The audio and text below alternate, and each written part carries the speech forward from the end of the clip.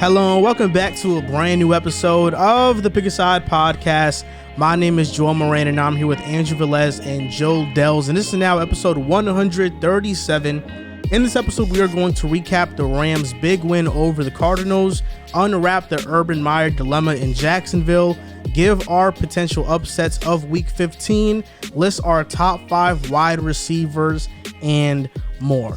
A quick Patreon shout out to It's Black Ace, Anthony, BJ, PJs, Mario, Langston, Jazzy Juice, Johannes, Ruben, Brian, Ricky, E, Enzo, Sean Solis, Sean, Muffins, John, Sean Triplet, Court Cousins, Ben Mack, P. Dot, George, Hikari, Mateen, Dave 2 Freedom, and Jay Aqua. I'll tell you what, me and Jay Aqua got a bone to pick. Yeah? We got a bone to pick. That's why you didn't say his name? That's why I didn't say it. No, last time we were on the live stream, I was giving my shout out to Hackensack. He's like, Hackensack, isn't that one of like the worst cities in the United States? Ooh. So until Jay Aqua messages me personally and apologizes, he's banned. He said he doesn't listen to the podcast because he doesn't commute to work anymore.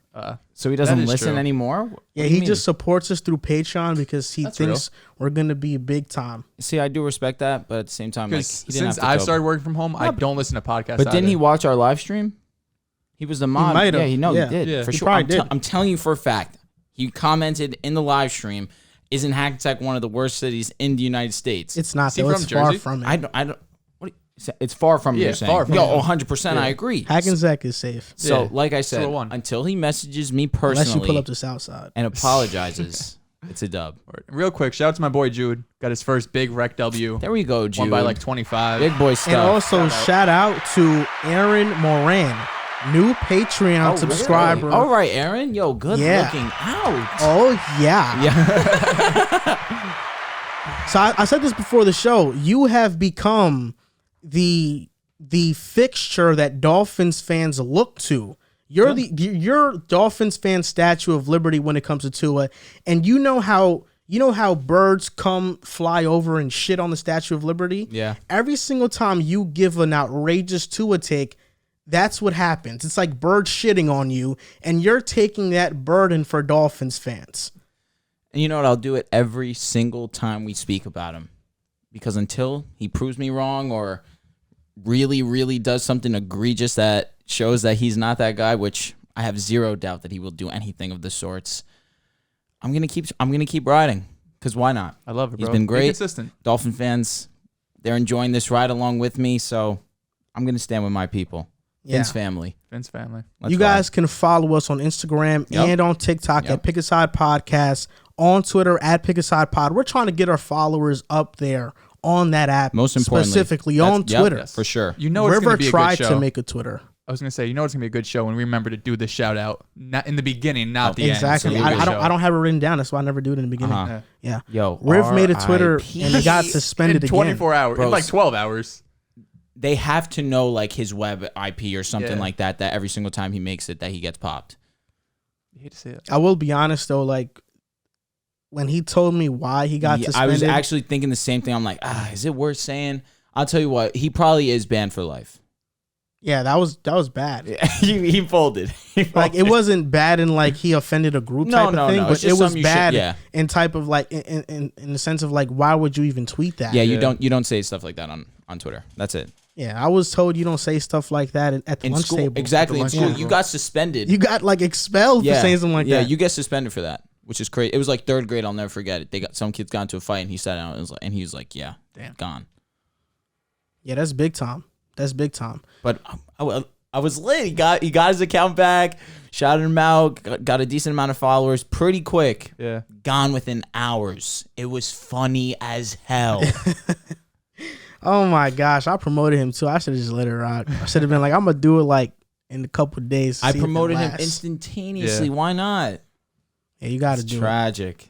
This is gonna be a great episode. I'm ready. In the intro, we did not say that we were going to evaluate the rookie quarterbacks, but that's why it said "and more" because that's the "and more" in this episode, and we're gonna talk about the rookie quarterbacks outside of Mac Jones that have been playing. So Davis Mills, Zach Wilson, Lawrence, Justin Fields, and evaluate their play thus far. But let's start with the biggest news that happened, that is currently happening in the NFL. This COVID outbreak is a big time thing. You said it before the show. 90 plus players are on the COVID list.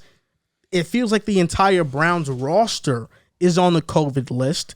And the NFL is now making it mandatory for Tier 1 and Tier 2 employees to get the booster shot. So Tier 1 employees are players and coaches. Tier 2 are like the GMs and the assistants. So they now have to get a booster shot. But look at the players on this list: Jalen Ramsey, Jonathan Allen, Rashawn Slater, Kadarius Toney, Odell Beckham, Baker Mayfield, Troy Hill, John Johnson, Kevin Stefanski, Jarvis Landry, Wyatt Teller, Austin Hooper, Jedrick Wills. I mean, the Browns lost their entire offense with this thing. Brutal. So what are your thoughts on this outbreak? And also another big time thing that happened, D-Hop is out for the year. He might come back for the playoffs, but he's out for the year.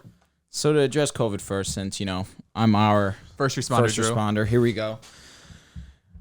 I'm a little upset at the NFL, to be honest with you. I'm only upset just because it seems as if they're not caring too much about it. It's, we're seeing all these COVID cases come out, big time names, huge players that have a big impact on their team's outcome that are going out with COVID, and they are just kind of just saying, all right, you know what, next man up, that kind of mentality. And I understand NBA and NFL completely different in their approach of COVID, but they're not even considering postponing the Browns game as of right now or pushing it to a different date. When the Rams lost all their guys, I texted our group chat for our fantasy football league. I said, hey, what happens if they postpone this game? Not even a consideration by the NFL to postpone that game with all the people that the Rams had on COVID protocols. And now you're looking at the Browns, who have double the amount of people in COVID protocols. And again, they're not even considering. I would like a better approach by the NFL personally. I mean, you got a list of over 90 players in the COVID protocols. What you're doing clearly isn't working. You got to fix something up. I understand that, you're trying to be lenient. You're trying to be a little bit more fair with your players, give them a little bit more freedom. But to a degree now, they're abusing it. And again, COVID isn't something to mess with. I understand that, people think that it's just a cold. It is affected a bunch of people in this world in multiple ways and different ways for each family. So they need to be mindful of that. And again, I understand that it's the players getting affected now, but these players are around media, the media around their family, and just a spiraling of events there that needs to be figured out. And I hope that the NFL does realize that it could get a lot worse. And as fans of the game, I'm sure none of us want to see the NFL get postponed by any means. So figure it out now so that we don't have to worry about it later. Yeah, it's definitely tough. I mean, I think it's a little bit different situation this year and last year. Obviously we have a vaccine now. We know more about COVID because it happened twice last year. Remember, early in the year with the Titans, and then we had that game on like a Tuesday for the Ravens, right? It's hard though because you have a lot of these players. A lot of them are vaccinated. A lot of them are asymptomatic, and they're out there. They want to play, and it's the NFL's rules. If you test positive and you have back-to-back negative tests, or if you're not vaccinated, you need to be away from the team, away from the organization for 10 days. The NFL stance on it, I know, is very tricky coming into the season. People made a big deal, especially out of quarterbacks who weren't vaccinated, like Carson Wentz and Aaron Rodgers, even though we thought he was vaccinated. One of the biggest reasons was because, okay, even if you get COVID and you are vaccinated, as long as you get those back-to-back tests, you're able to play. But in actuality, that's really hard. If you test positive for COVID on Monday, it's highly unlikely that you're going to be negative by Friday and be able to play by Sunday. So from the NFL's point of things, they've made it easier if you are vaccinated. Obviously, you don't have to wear the mask at the podium or around teammates and in the locker room and stuff like that. But I do also understand it is a business, and they're going to do everything in their power to not postpone these games. Didn't even mention AB, who completely faked his COVID vaccine. It's like, again, there's people trying to weasel their way around it just because of their own beliefs. And hey, I'm cool with that. You believe what you want to believe. That's fine with me. But can't lie though. No, not at all. I think this is just a reminder that COVID is still here and it's still very real. And yeah, I think that's it. Because in the NFL, we see this outbreak happening, but in the NBA, an outbreak is happening as well. You saw the entire Chicago Bulls team got wiped out. With the Brooklyn Nets, you had 7 Bruce players. Brown get pulled off the court an hour before a tip-off because he had to be in COVID protocols. James Harden had to be in COVID protocols. They played with 8 players. It's happening with the Lakers. It's happening with a lot of teams. So we're now seeing that COVID is starting to come back. It's starting to creep back in. So we'll see what happens moving forward. What do you think about DeAndre Hopkins being out for the season? That's also pretty tragic news because when he's on the field, obviously he has an impact. I mean, how many games has he played? 8, 9 games, and he has 8 touchdowns on the season. Against the Rams, he looked a little bit spotty. I mean, on that 4th down, they threw him that slant. DeAndre Hopkins catches that ball. Just completely hit him right in the chest. It bounced off. He dropped it. That's not the DeAndre Hopkins we know, but in terms of the injury and how it's going to impact the Cardinals, they've been having success. Without Kyler, without DeAndre, they were still winning games, so I'm still expecting them to do so. If you're the Cardinals, you're not looking forward to the regular season. You shelved DeAndre Hopkins. You know you're making the playoffs. I understand that 1 seed's in contention right now for a bunch of other teams, and I'm sure the Cardinals do want that first-round bye, especially to give D-Hop a little bit more time. But you play it safe. This isn't a regular wide receiver. This is arguably, when he's at his best, the best wide receiver in the NFL. At worst, too. When he's 100%, he's at worst, too. And so you play it safe. You're the Cardinals. You understand you're going to win these games. I'm fine with it. This is a new injury too, I believe, right? This is a knee sprain. Yeah, yep. And he was dealing with an ankle, I want to say, earlier in the, about a month ago or so that he missed all those games. But yeah, this is brutal for the Cardinals. Not only because on one side of things, you want to have, since Hop missed all this time, you want to get him back on the field with Kyler, get that chemistry back. I know they played together for a year, but still, especially now, you're trying to make a deep playoff run. You want Hopkins on the field, so going into the playoffs, it's seamless. It's funny because we were talking, this is a few episodes ago, but when we did the top 10, who's better than Cooper Kupp, we said without a doubt, like Hopkins, right? We still put him in that light of he's a top, like you mentioned, when fully healthy, number 1 or number 2 best. Spicy. He's about to get spicy. I mean, Hopkins is amazing. This Kupp season is better, you're saying? No, he's this year, I think it's no debate. Yeah. I mean, we're going to get into that later, but regardless, Hopkins has taken a step back this year. Whether you want to say it's injuries or not, his yardage is not there. His yardage is nowhere near it usually is. He's gotten a ton of touchdowns, which is fine. But that's not part of the question. We're not talking about has DeAndre Hopkins fallen off or not. For the Cardinals, I still think they'll be fine. It's a month left in the season. Possibly they get that first round bye. So there's maybe 5 weeks potentially for DeAndre Hopkins to get healthy, come back round 2 of the playoffs, and the Cardinals be able to make that Super Bowl push. But it's obviously devastating to hear, like you said, when Hopkins is fully healthy, he still is an elite wide receiver. We just really haven't seen that at all this year. DeAndre Hopkins is getting a second opinion on this injury, which means it could potentially linger on past the season, and who knows if he'll be available for the playoffs. But you're right. Shelve him. He's already out. I mean, he can't play on the injury he has. That's why he's getting a second opinion. We'll see what happens from here. This is huge. And looking at what's happening with DeAndre Hopkins, I can't take my eyes off of what's happening with Julio Jones in Tennessee. You look at DeAndre Hopkins and you look at Julio Jones, both wide receivers that over the past couple of years, they were in our top 5 consensus, even top 3. Now the careers are starting to slow down with injury. Julio Jones, his hamstring problem has been happening since last year. D-Hop got hurt last year. This year, it's lingered on. We have to realize that NFL careers are very short. And what D-Hop and Julio did for a long stretch of time, that is rare. And that is not often the case with wide receivers that have big-time years or even running backs with these skill positions. That's not often the case. So you have to appreciate these players while they're at their peak. For sure. Because who knows if Julio's ever going to be Julio. Who knows if D-Hop's ever going to be the D-Hop that we know. And we've seen it with AJ Green. AJ Green's had a little bit of he's had a little bit of a revival with Arizona, but he's not who he once was. And there was a time where AJ Green, D-Hop, and Julio Jones, those were the 3 guys we looked at and we said they're the best in the game. Yeah, they were Julio and AJ were drafted together. Came out in the same class. It does break my heart because these, like you said, they're not regular guys. Julio was not a regular dude. Julio's a first ballot Hall of Famer. DeAndre Hopkins is a first ballot Hall of Famer. It really does suck the toll that the NFL takes on a person's body. We do have to realize these guys aren't superheroes. And like end of the day, we love fantasy. We want these guys to play for selfish reasons, but on a real not selfish level, human being level, yeah. You have to understand that this game is brutal. You're putting your life on the line every time you step in between those lines. So I'm cool with it. I get it. Yeah. So this topic was thrown into the show, on the fly because this is just such a big time topic. Before we get into our actual show, some sad news happened last week. Demariyus Thomas passed away, Hall of Famer. From everybody that has spoken about him, they all say he's a great person. So just for a couple minutes, I want you guys to come up with the best Demariyus Thomas moment that you've seen from him. One comes to my mind off rip. It has to be the Tebow play. I think for me, it's a Tebow play. It's the Tebow 80-yard touchdown against the Steelers in the playoffs. Drew's a Broncos fan, so maybe he might have something in the archives. But this is kind of tough for me personally. Like we're speaking about, I have chills on my body.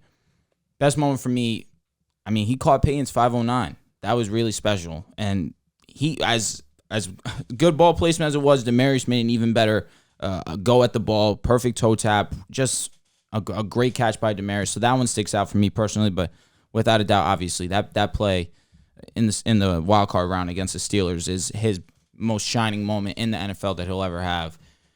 It sucks personally. 33 years old to go out the way that he did, definitely unexpected, heartbreaking for me as a Bronco fan. One of my favorite players that I ever watched.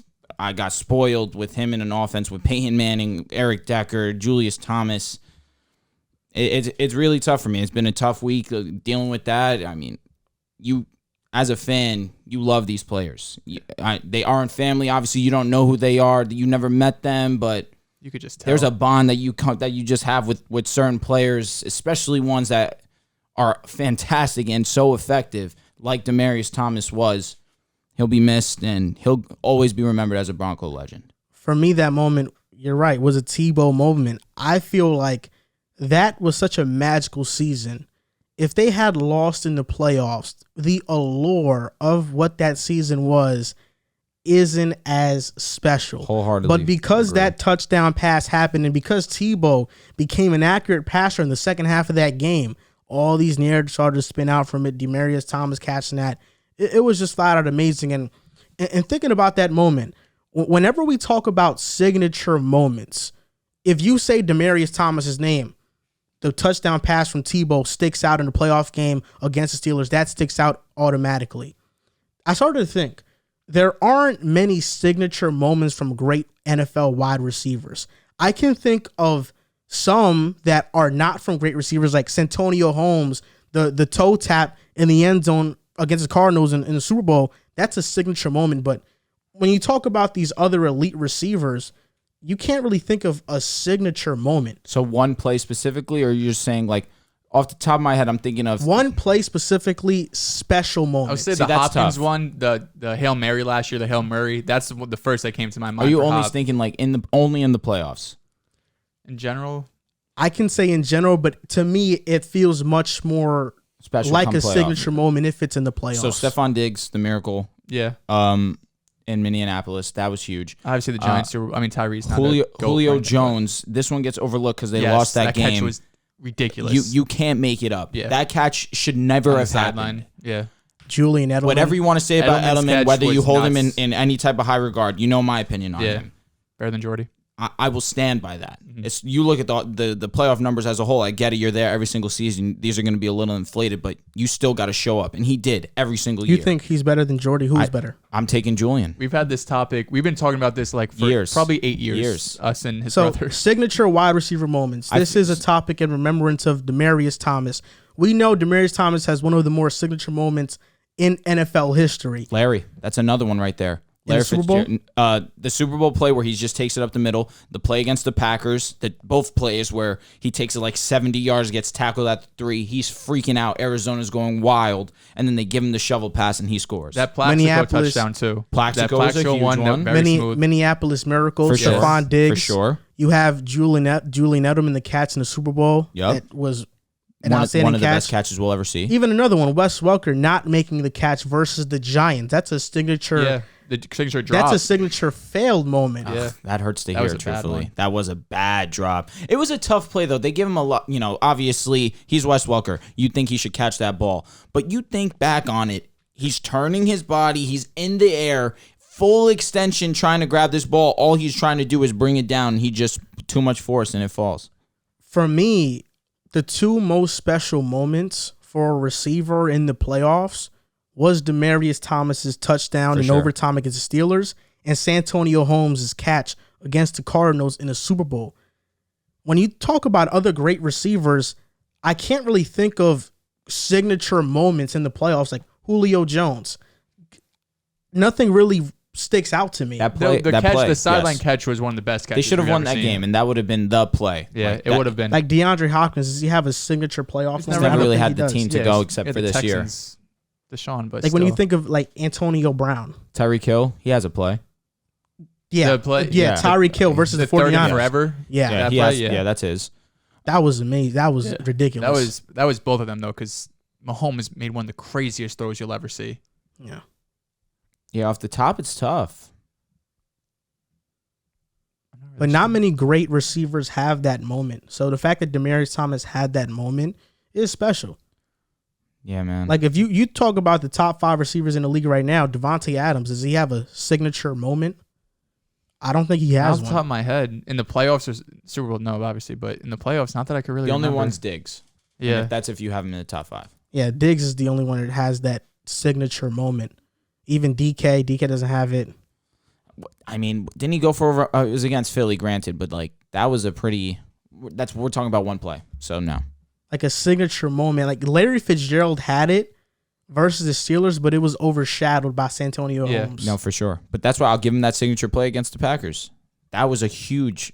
Both plays were huge. Can't think of anything off my head. Yeah, I tried to rattle off a few. Yeah, it's tough. You really can't think of many. No. It is tough. Is Julian an all-time receiver? All-time receiver? I think playoff performer, absolutely. Yes, that's fair. Yeah. Playoff performer, like regular season, he didn't have the production, but I think anybody would remember Edelman as an all-time great. So, like, I would say Edelman. I would say Julio. I would say Stephon. Yes. I would say Larry. Santonio Plaxico. Yep, Santonio and Plaxico both. And that's really it off the top of my head. I'm sure people will let us know which ones we missed. Yep, so rest in peace to Demaryius Thomas. We're praying for his family and his loved ones. And this is sad and tragic news. On to the show, the LA Rams, Monday Night Football against Arizona. This was a statement game. And they made a statement. They beat them 30-23. They're now 9-4. Matthew Stafford had a day, 286 yards passing, 3 touchdowns, 0 picks. I mean, what did you think about this game? I'll start with you, Drew, because you've been waiting on this all year. You were getting a bit impatient. I kind of, as I was watching that game, I said to myself, I hope Stafford plays well in primetime just for Drew, just so you can come on the show and feel like you can win a debate or you can feel an argument. No. You can win an argument. He's coming spicy. Because I'm like, damn. I've been right more often than not this season. I don't know what this guy's talking about. That being said, my Rams came to play, and I hate that it had to be at the expense of Kyler Murray because that's my guy also. But that being said, phew, this is as borderline to perfect as you can get for a guy like Matthew Stafford against a team that is this great in the Arizona Cardinals. Only 7 incompletions, 287 yards, 3 touchdowns, a QBR of 86.3, a passer rating of 139.2. He was fantastic. Cooper Kupp had a great game. All the Rams really played well. Van Jefferson, that throw that Matthew Stafford gave to Van Jefferson was insane. That throw to Cooper Kupp, running to his right, cross field, throw to Cooper Kupp right in the breadbasket was flawless. Odell had a solid game, but mostly the spotlight needs to be on Matthew Stafford. He played exceptional. He put the Rams in great position to be successful all night. He hit all the throws that he needed to hit. That throw to Cooper Kupp for the touchdown, actually, that might have been the worst throw of the night for him personally. Borderline interception, but even still got through. It's just he was having one of those type of nights that everything was hitting regardless. He could do no wrong. And to a degree, you're kind of right. We'd seen Matthew Stafford in these primetime games against the Titans, against the 49ers, not be the Matthew Stafford that we're accustomed to seeing, or from what we've been seeing basically all season long for him. He had a bad stretch, but I said it. The game against the Jaguars, they should not have overlooked it. You needed to go into that game wanting to kill the Jaguars. That's what they did. Get a little bit of momentum on their side, start to get a little more feng shui going on in the offense, get more comfortable. Take that confidence, take it over to the next week against a team like Arizona, and really play the way that you've been, or how you guys can play as a unit together. This is the most together, most complete that we've seen them play all season, especially without Robert Woods. They've been missing something once Robert gone out. They answered all the questions since Robert's been gone in this game, especially against arguably the top 2, top 3 teams in the NFC. Rams just threw themselves right back in, especially without Jalen Ramsey. This was a huge win for them. Aaron Donald looked absolutely fantastic. 3 sacks. He looked like the monster that we know that he is. He hasn't really been the statistic freak that we've been accustomed to seeing Aaron Donald, but he left his mark on this game. So I can't just give all the credit to Matthew Stafford. Aaron Donald definitely did leave his print on this game also. But overall, Rams are back. They're back. They needed this one so badly. And you beat a team like Arizona. That's it. There's no team Get your now swagger you can back look. a little That's bit. Get it. your swagger there's back. no. Feel it. Yes. There's no team that you should be looking at and think, "Ooh, we could lose." No, you need to look at every single team and think, "There's no one we can't beat right now when we play out our best." Without Jalen Ramsey holding D-Hop to under 50 yards, listen again. Maybe D-Hop was hurt that whole game. Who knows? Yeah. Regardless of that, they did their thing defensively on Kyler Murray, made him struggle through 2 interceptions, and even still, Kyler still had some special moments, but that's because Kyler is Kyler, and you can't fully take him out of a game, but you can just try and manage it a little bit. And that's what the Rams did, and they took full advantage, and they looked fantastic. There's no other way to put it. This was their biggest win of the season. A divisional game against the division-leading Cardinals. Also, they have 5 players put on COVID on that day, right? Like Drew mentioned earlier in the show, we were talking like, what if this game actually gets postponed? We have all these, they're missing 4 starters. Like you said, Jalen, Tyler Higbee, Darrell Henderson, Rob Havenstein too, their right tackle, I want to say. If they lost this game, they're not winning the division. They have no shot at the number 1 seed because they'd be 2 games back of the Cardinals. Plus, they already lost them early in there, so they'd have no chance at the tiebreaker. So this was one of those games they went into saying, if we don't win like our season, we're going on the road round 1 probably. We're going to be a wild card team and have to go into an Arizona or a Green Bay or a Tampa Bay and play one of these elite teams. Thankfully, they won this game. So right now, they're still a game back in terms of the number 1 seed. But like you mentioned, Stafford before this Jacksonville game was really struggling. They had their bye, and it's funny. I was listening to Colin Cowherd a few days ago. It's kind of similar to what happened last year with Brady and the Bucs. Right? They were struggling a little bit to start off the season. Okay, I know exactly what you mean. And after that bye, they went on a run and they just didn't lose. Facts. And it's a great start to play Jacksonville last week. Have that little warm-up game like we talked about on the show. Go in and kill Jacksonville. They brought that momentum into Arizona and they did the same thing. Stafford from weeks 9 to 12 threw 5 interceptions. Now has back-to-back games with no turnovers and 6 touchdowns. So he's going back to that early season form where he was playing at an MVP type level. And not only was it just a good game for Stafford, I thought the offense as a whole, we're going to talk about this a little bit for the Bills later, but to get Sony Michel for a 6th-round pick, I thought Sony was washed. And don't get me wrong, his stat line, 20 carries, 79 yards. Yeah. But just because he could take 20 carries, and he was running hard, right? These weren't like he was breaking tackles. He was making the Cardinals at least respect the run game because we'll talk about it later, like I said. You need to have some sort of semblance of a run game. And being able to have Sony Michel being your backup, this is really your 3rd string because Cam Akers, Henderson, and now Sony Michel. Being able to just plug him in, put him in, and give him 20 carries, that's not something that a lot of teams can do. For sure. The drive that really stood out to me was the second to last drive of the game. They went down the field. They took 6 minutes off the clock in the 4th quarter. They probably should have another chance because one of the Arizona defenders hit Stafford in the face Then mask. they kicked the field goal? Yes. Yes. And the refs completely missed it. They should have had a 1st down and 4 more chances at the end zone. But now you look at the NFC playoff picture, the Rams are just 1 game out of the number 1 seed. And like you mentioned, Stafford probably putting a few critics to bed with 287 yards and 3 touchdowns. Odell looked like a really good wide receiver too. Van Jefferson also kind of stepped into that Robert Woods-ish role. He was a really good deep threat. And Aaron Donald, 3 sacks, kind of having a statement moment for him because he's having a good season, but like you mentioned, he's not up there statistically. You guys made a lot of good points. I wasn't too fond of your Colin Cowherd point because all last year he was bashing Brady and bashing the Bucs. He didn't even, when they went on their win streak, he didn't think they were going to win it. Ultimately, I thought they were going to win it because they were my team all season. See, but he's being smart now. He realized he was wrong last year, and he said, you know what, let me not make that same mistake. To talk about the game a little bit, I think that guys stepped up in other guys' absence. You mentioned Sony Michel. He stepped up. David Long Jr. stepped up. He was getting targeted. He was on D-Hop. and he had 7 targets, only allowed 2 receptions for 11 yards given up. He was really good. I thought Aaron Donald took over this game. Like, we could talk about Stafford, and I know this is the NFL is all about quarterbacks. Aaron Donald had 3 sacks. He got to Kyler Murray every single time he wanted. Superstars make superstar plays. For sure. And as I was watching the game, I saw Kyler Murray throw a dot to DeAndre Hopkins, and I was like, wow, it was a much-needed third down. I said, wow, superstars make superstars plays. Then the very next play, Aaron Donald makes a play, and I was like, superstars make superstar plays. I thought the Cardinals lost because they lost a turnover battle. The Rams, For sure.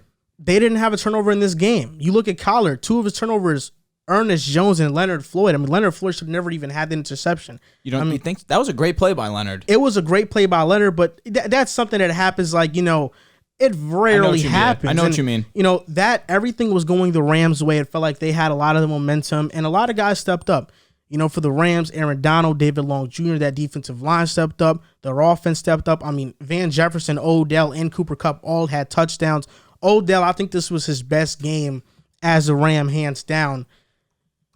All the people they lost to COVID, Jalen Ramsey to me was the biggest, and Harvenstein. Yeah. But in terms of Henderson, Sony Michel, I think filled in his place well.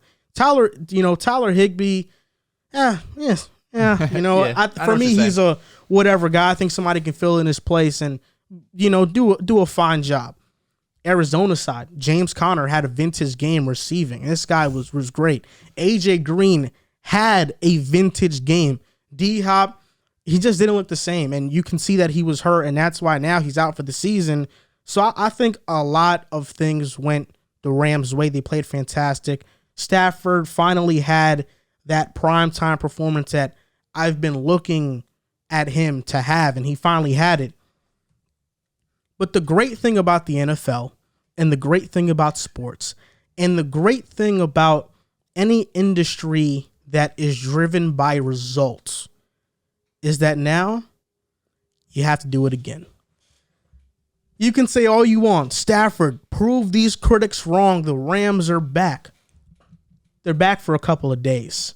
Now do it again. Yeah. Let's see if you can do it again. Real quick. I do have doubts. Why aren't we talking about the Cardinals? This is twice now. They've lost at home to Super Bowl contending teams, with the Packers having all of those COVID issues, wide receiver injuries, and now again, we talked about the Cardinals. We're always talking about the Rams. Are they back? Are they back? This is twice now. These are 2 teams they're going to have to see in the playoffs if they get there. You're right. Get there, but deep into the playoffs. I haven't been all in on Arizona all season long. That worries me. Since the beginning of the year, I've said, look, I don't really trust Arizona. I don't trust Arizona, even though I think Cliff Kingsbury has done an exceptional job there, along with Vance Joseph, coaching up that team. You look at the Rams. They lost to Green Bay. They lost to San Fran, Tennessee, and Arizona. They're 3-4 against teams with a winning record this season. And their wins this season have come. Their other wins this season have come against the Jags, the Texans, the Lions, the Giants, the Bears, the Seahawks. These are teams with a top 10 pick. The Seahawks are finally getting out of that rabbit hole. The Rams haven't been that impressive. This was a big time win, no doubt. But Kyler Murray just came back from injury. He's trying to ease his way into things. Second week, and he looked fantastic. DeAndre Hopkins looked fine. DeAndre Hopkins was clearly hurt. That's you can see it, and he would have been a game changer. They've been dealing with this Hopkins injury for 6 weeks now.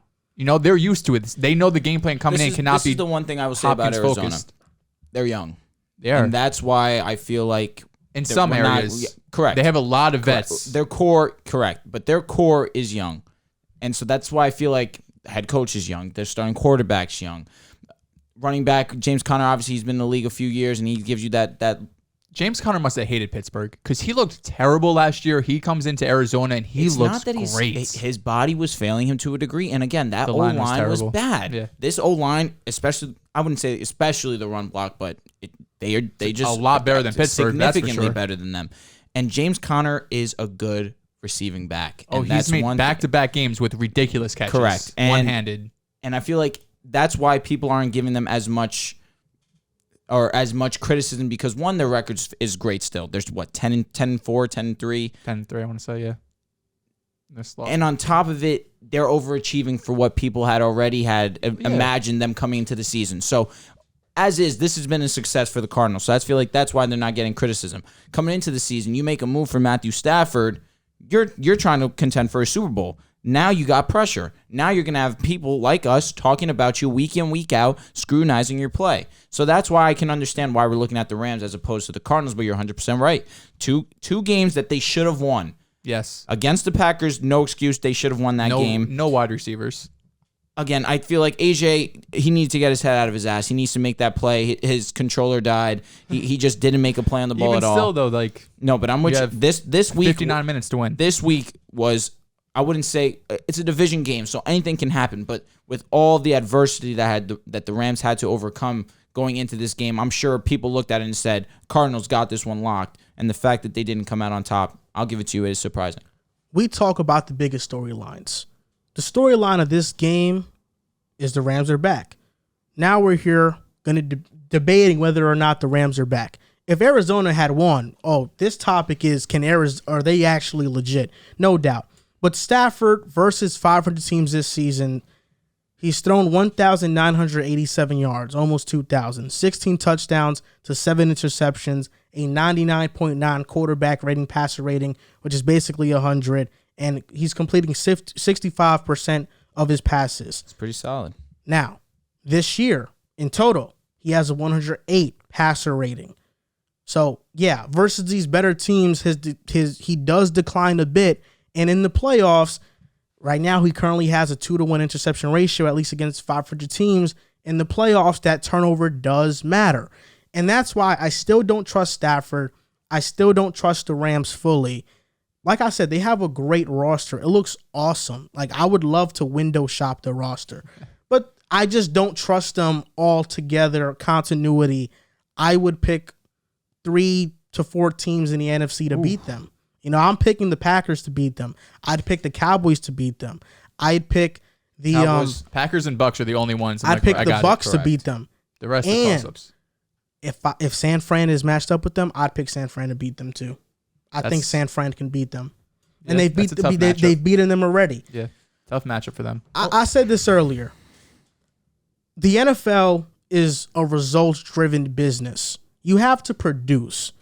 The Rams, this is a big-time win, but you have to do it again.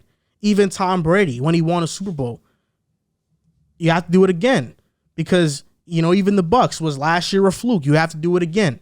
The Rams have to do it again. This, at the end of the day, was a regular season game. They can be one and done in the playoffs, and we're not talking about them. The Rams, they're going to have their chance, though. They have Seattle this week, but then they have your Vikings, the Ravens, and the 49ers. So they're going to have 3 chances. These are all 3 playoff caliber teams. So if they could go this last month of the season, go on that little hot streak, because at this point in the season, I don't really care what you did the first 2 months. I want to know what you're going to do now this last 4 or 5 games of the year. Can you go into the playoffs and be hot? Because at that point, anything's possible. Yeah, it is. It's about momentum. But like I said, right now, I'm not fully sold on the Rams. And we'll see what happens. You know me. I love Matthew Stafford. I think he is an elite quarterback in the regular season and against teams that don't have and against teams that aren't very great. Last year, I picked the Lions to win the NFC North because I thought Stafford was an elite quarterback, and they blew every single lead in the second half. This is one thing I'll say, and then we can move on. We give Matthew Stafford a hard time in the prime time, in a regular season game when it doesn't matter because it fits the narrative. He doesn't play well under pressure. Happens again. Drive the narrative again. He can't play well under pressure. Here we are now in arguably the biggest game of the Rams season, and he was a 10 out of 10. So now we change it to, all right, I'm only worried about the playoffs. No, now he has to do it again. But here we are prime time against arguably the best team in the NFL, and he just had his best game of the season. He did. So that's all I'm going to say. Yeah. He is right now number 2 in touchdowns in the league. He has 10 interceptions. He has been mint. Yeah. He has a couple blemishes here and there. That's the regular season. It ebbs and flows. Yes. But for majority of it, you are great, and that's what Matthew Stafford has been. Drew, if I flip a coin 4 times, and the first 2 times it lands on tails, and the third time it lands on heads, what do I think it's going to land on the 4th time? Heads. You think it's going to land on heads after the first 2 out of 3 times it's landed on tails? 50-50. I'm thinking that coin. That's what exactly. I'm glad. Exactly. That's why I said it. I think that coin is landing on tails. Really? It's a 50-50 Two chance, of the King. 3 primetime games, Matthew Stafford has not been very good. This past one, he was good. What do I think is going to be next one?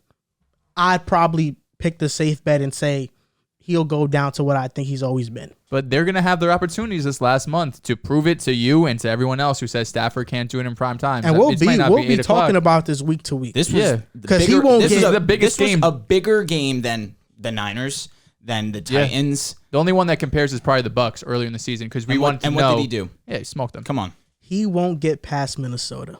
You're in the regular season, you're saying? No, when they face, Minnesota's going to beat them. If that's their biggest question, come on. I'm feeling good. Yeah. The Vikings. I know you said, I don't know. That clip was crazy. Because I feel like there's a lot of teams that would see the Vikings and be like, okay, fine. Child's play. Like, yeah. No, I think nobody wants to face Minnesota. Nobody wants to face, I think, the Bucs. I think the Bucs and Packers are the 2 teams everyone looks at and being like, I want no parts of them. I feel like of the wild card teams, I guess if the Rams become a wild card team, they're one of those teams I don't want to play. If the Niners get in on that wild card spot, they're another team I don't want Minnesota. to play. Minnesota, Washington, those aren't those. No, Washington is not that. Minnesota is that. Nah. Minnesota is that. I just don't know what they do that like puts fear. Kirk, like Jeddah's. You want to talk about not playing well in prime time? Facts. Your boy Kirk, like you're giving Matty all this criticism. Kirk plays better in prime time than Matthew Stafford. I'm just gonna let you sit with that one. No, I'm talking about look at the numbers. It's a fact. I don't have the numbers. I find it. I feel like they're probably very similar. Because eye test, you don't see Matthew Stafford in prime time. I'm sorry. This year you have, but I'm talking about years previous. You haven't. Stafford, because he's on the Lions. It's so crazy. He really should have a playoff win. We've never seen a pass interference flag picked up in our lifetime, and it happened in that one instance. That's rough. I'm still holding out. I mean, you're all in. You have to go on this ride, but I don't. I can get off at any stop. Are you talking about the Vikings? Yeah, the Vikings. You can't. No, the Vikings. I'm all in. Bro, I'm taking the highway. Bro, let's not also forget I'm taking the express. You also said that your Rams, you thought they were going to win the Super Bowl too. Yes, because the roster and you said it was the biggest mistake of your life. The roster is absolutely loaded. It is. But then I look at Stafford, I'm like, I can't buy in. That's what makes me feel great about it. It's that the biggest question is one of the best players in the NFL. Staffy. That makes me feel great. Yeah, I mean, MVP candidate first few months of the season. He's still maybe he could come back. He's back in the one MVP of the best players in the NFL. One of the best players. Is he a top 10 player in the NFL? Probably not. It's a top 10 quarterback. Yeah, definitely. That is easy. Yeah. And he's going to be facing other top quarterbacks in Kirk Cousins? Playoffs. No, Tom Brady. No, Aaron Rodgers. Yes, fine. Yeah. I'm not going to debate you if they have to play the Bucs or the Packers. Matthew Stafford, out of the top 10 quarterbacks that he's going to have to face in the playoffs or the ones that are in the playoffs, he's the worst out of all of them. Agreed. Well, because we're talking about the elites of the elite. Are we talking what? Aaron Rodgers, Tom Brady, and that matters a lot. Kyler. Who else? Those are 3 though. That's almost half the teams. That's Dak Prescott. I'm taking Staffy. Dak and him are neck and neck. I agree. Yes, I agree. They're neck and neck. Agreed. You know, I'd go battle to war with either of those guys. I probably lean a little bit Staffy, a little bit, and that's a lot coming from me. I know you love the Cowboys. You love. Hey, easy. It's Ezekiel. It's been a couple of years. I think Dak's leadership. Yes, he has tremendous leadership. I would gravitate towards Dak Prescott. I respect that. That's the main man, Prescott. Intangibles. Yeah, exactly. I don't know if Stafford, I feel like he just gives a better dap. Better dap. Yeah, I feel like if I dap, Jesus, that's crazy. Can you stop? That's crazy. I feel like if I make a great play, oh my god, and I'm getting real right. If I'm getting a dap from Dak or a Stafford, I think from Dak, I feel the texture of his hands a little bit more, and it'd be much more secure. Oh my god, I'm speechless. I think it'd be a better dap. Maybe, bro, that matters. A dap matters. It matters. What if he's a fist bump guy? Bro, you ever dap somebody up and say, yo, what the fuck? No, yeah, of course. And you're like, damn, bro, I don't even want to dap you up no more. Like with Dak, I think I'd be like, yo, that's my guy. Yeah, I feel you. Like I would want to dap him at least 4 times. Yeah, you just want to touch him as much as you can. You could say it. Dap him, yes, for sure. For sure. I would love to do that. Love to get a signed football by him and say, thank you so much, my man. Dap. Imagine. Yo, you're too NFT much for that. Dak Prescott. Yo, you are a clown for that. We're recording this on a Wednesday night. Yep. Tomorrow is Thursday night, which means that in 24 hours, we are going to see a showdown between 2 of the best teams in the NFL, the Kansas City Chiefs and the LA Chargers. You think that highly of LA? I think that highly of LA. Okay. Yeah. Okay. I was actually thinking about flying out to LA for this game, but the tickets are insane. The flights are insane. Tickets are insane. But I'm definitely going to go to SoFi. I love Chargers Nation. The Chiefs are 9-4. They were 3-4. They've went on this 6-game win streak. Now they're 9-4. The Chargers are 8-5.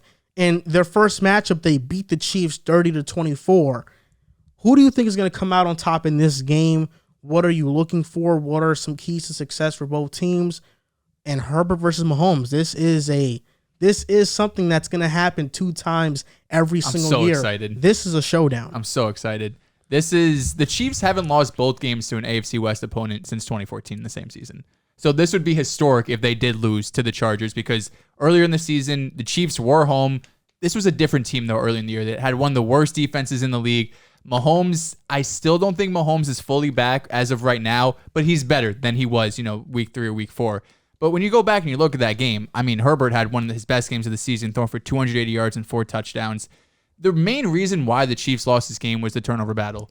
I mean, Mahomes threw 2 interceptions. The Chargers forced 2 fumbles. But if you look at the stats, I mean, Chiefs had more total yards, about the same yards per play. Chiefs even had more first downs. They were better on third down. They had fewer penalties. So when you look at this game, you're like, the Chiefs should have been in it, which they were. But you could even say they probably should have won this game if it wasn't for 4 turnovers and the Chargers having 0. So I'm going into this game. If the Chiefs really want to win, there's a couple of things that have to happen. They have to be careful with the ball, which is what they've really been doing since the bye week. They had 0 turnovers against the Raiders, and they only had 1 against the Broncos. And then they're going to have to get after Justin Herbert. I know their offensive line is strong, but now we see Slater's out. And this Chiefs offensive line has been playing tremendously, especially Chris Jones over these last few weeks. He might be out also. COVID. I forgot about that. Yeah. I did forget about that. Because, I mean, their last game, this Chiefs game against the Raiders, I know they've beaten up on the Raiders twice now, and it's kind of inflating some of their stats. But this defensive line played out of their mind. Chris Jones had 10 pressures. Frank Clark had 7. Melvin Ingram had 4. And even a couple of their backups had 5 combined between. I didn't even see these names. I saw them on PFF. I was like, damn, these guys, Tershawn Wharton and Alex Okafor had 5 pressures and 2.5 sacks between them. Like, these are backups, rotational guys that the Chiefs are able to get into this defensive front now, and even they are showing success. So I think if the Chiefs can just take care of the ball, and if they're able to put pressure on Justin Herbert, which they really weren't able to do the first time they played, the Chargers only allowed 1 sack earlier in the season, and the Chargers had 3 offensive linemen with blocking grades over 80. So the Chargers really just dominated them up front. So if the Chiefs could be the more physical team, take care of the football, I think they'll be able to go into SoFi and take this one. You want to say something? Yes. Because of the COVID stuff, this is going to be a tough game for the Chargers. I mean, Rashawn Slater's going to be out, which means that Trey Pipkins is his replacement. And at the left tackle spot, Herbert's blind spot, that's huge. And Rashawn Slater has been one of the best left tackles in the NFL. No doubt. He could be an all-pro as a rookie. Then on the right side, Brian Bulaga has been out. You have Storm Norton there, who is the Chargers' worst-graded offensive lineman. So at both tackle spots, the Chargers are playing with backup replacement players. That can be huge. Chris Jones might not play, but if he does, it's huge because he has the second most pressures in the NFL, only behind Micah Parsons. That's because they've finally been playing him inside. They played him on the edge early on in the year, but they finally moved him inside. The addition of Melvin Ingram has been huge. Frank Clark finally getting situated has been huge. He's playing at his Pro Bowl level finally again. I don't know if I can pick a winner in this game. I just see both 2 teams that are juggernauts that are ready to go to battle. I will say this. I don't think it's a high-scoring game. I think it's a defensive battle because I think both teams have gotten way better defensively since they first met. The Chiefs, when they first met the Chargers, they were one of the worst defenses in the NFL, and granted, on the 6-game win streak, they've been on the best, but the competition hasn't been that great. They haven't been facing elite offenses, so people wonder, hey, if you do face an elite offense, can you be a great defense? For me, I don't have those question marks because I think the Chiefs are a solid group, and their defense has gotten better because of things they have done. It's not because they have faced weaker competition. You look at during their 6-game win streak versus the Raiders, Broncos, Cowboys, Packers, and Giants, and then the Raiders again. They have forced 16 turnovers since week 8, the most in the NFL. They are allowing 10.8 points per game, second behind only the New England Patriots. Frank Clark's return has been huge. Juan Thornhill replacing Daniel Sorensen has been huge. Melvin Ingram addition, moving Jones back inside, and L'Jarius Sneed, who has been great. Rashad Fenton, Charvarius Ward, and Mike Hughes, who had 2 forced fumbles against the Raiders. Mike Hughes they got for nothing from Minnesota in the offseason, and he's been a huge addition. This team is playing ferocious defense. I think they're going to play ferocious against the Chargers. They're going to be great. They're going to be great. I'll tell you what. It's never good when, you take information from Nick Wright, even though I am a huge fan of Nick Wright. I'm a huge fan of his, and that's why I say that, because I knew I was going to get this response. I actually saw him in the city. It was pretty exciting. I saw him with his wife. Shout out to them. But he said something that really, really sat with me, and it sat pretty well, unfortunately, because obviously I dislike the Chiefs. If you were to tell me prior to the season that the Chiefs would be 9-4, and it would be their defense at the forefront of this 9-4 record, you'd probably get called crazy. It's Mahomes. He's the best quarterback in the league. Statistically, eye-wise, you just look. He's got something that these other quarterbacks don't have. If someone were to tell you that the defense was the reason the Chiefs were winning, you would get called crazy. Now, here we are with that scenario actually being a reality. Not that Mahomes has played bad by any means. It's 27-13, I believe, and that's his touchdown interception ratio. That's just off the top of my head. I'm pretty sure that's true, though. He's been pretty solid, just not the mint, perfect, quote-unquote, quarterback that we were accustomed to. But we're seeing this defense be legit. I don't have to read the stats to you. Joel just read them off to you.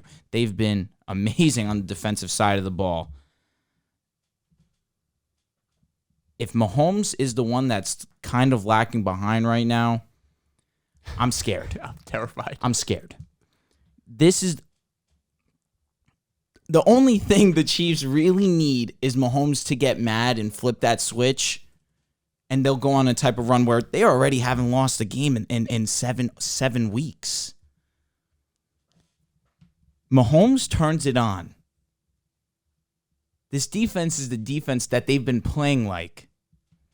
I hate to say it. They're back. They're going to the Super Bowl again. I said it a couple weeks ago. I felt like they need to be a little bit more run-oriented. Not run the ball through the tackles, run outside, but see the running back in the passing game. Give him a couple more touches. Hit the checkdowns. Don't be so over-the-top dependent.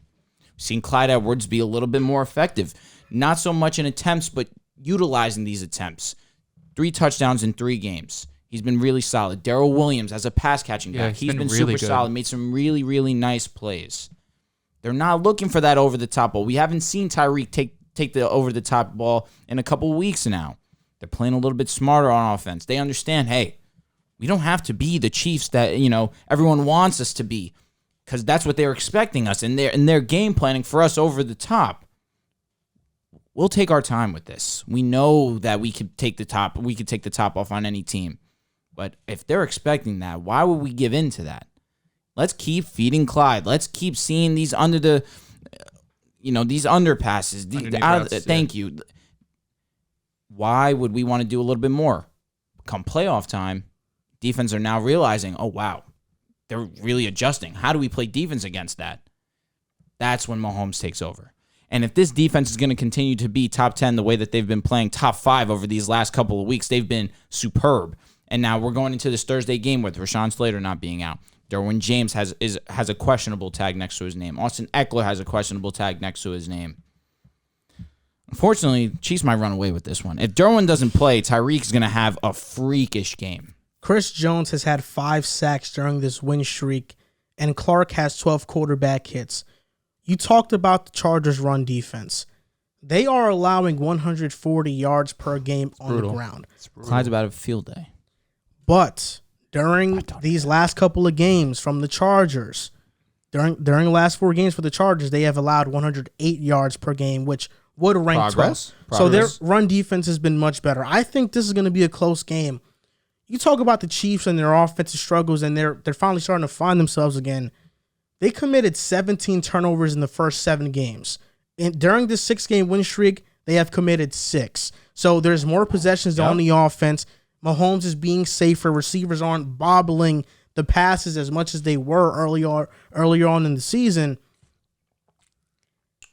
I just don't know if we can trust this Chiefs offense, because 2 of their highest scoring games have come against the Raiders. Gus Bradley is very stubborn in his defensive scheme. He runs a cover 3, which has gotten figured out by the league for years now, but he runs a cover 3.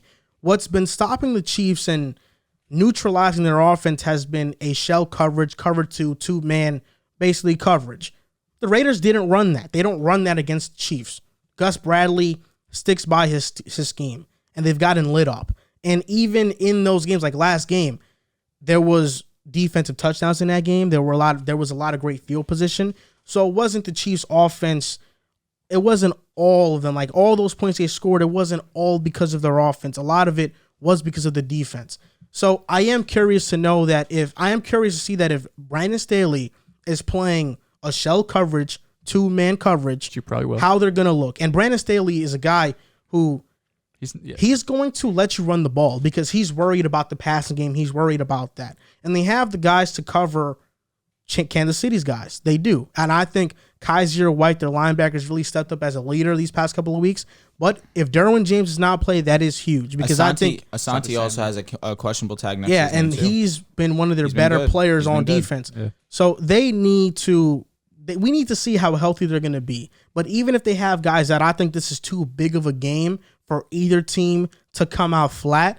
And I think whoever wins this game between the Chiefs and the Chargers, it's going to accelerate a narrative of the between the Herbert and Mahomes duel.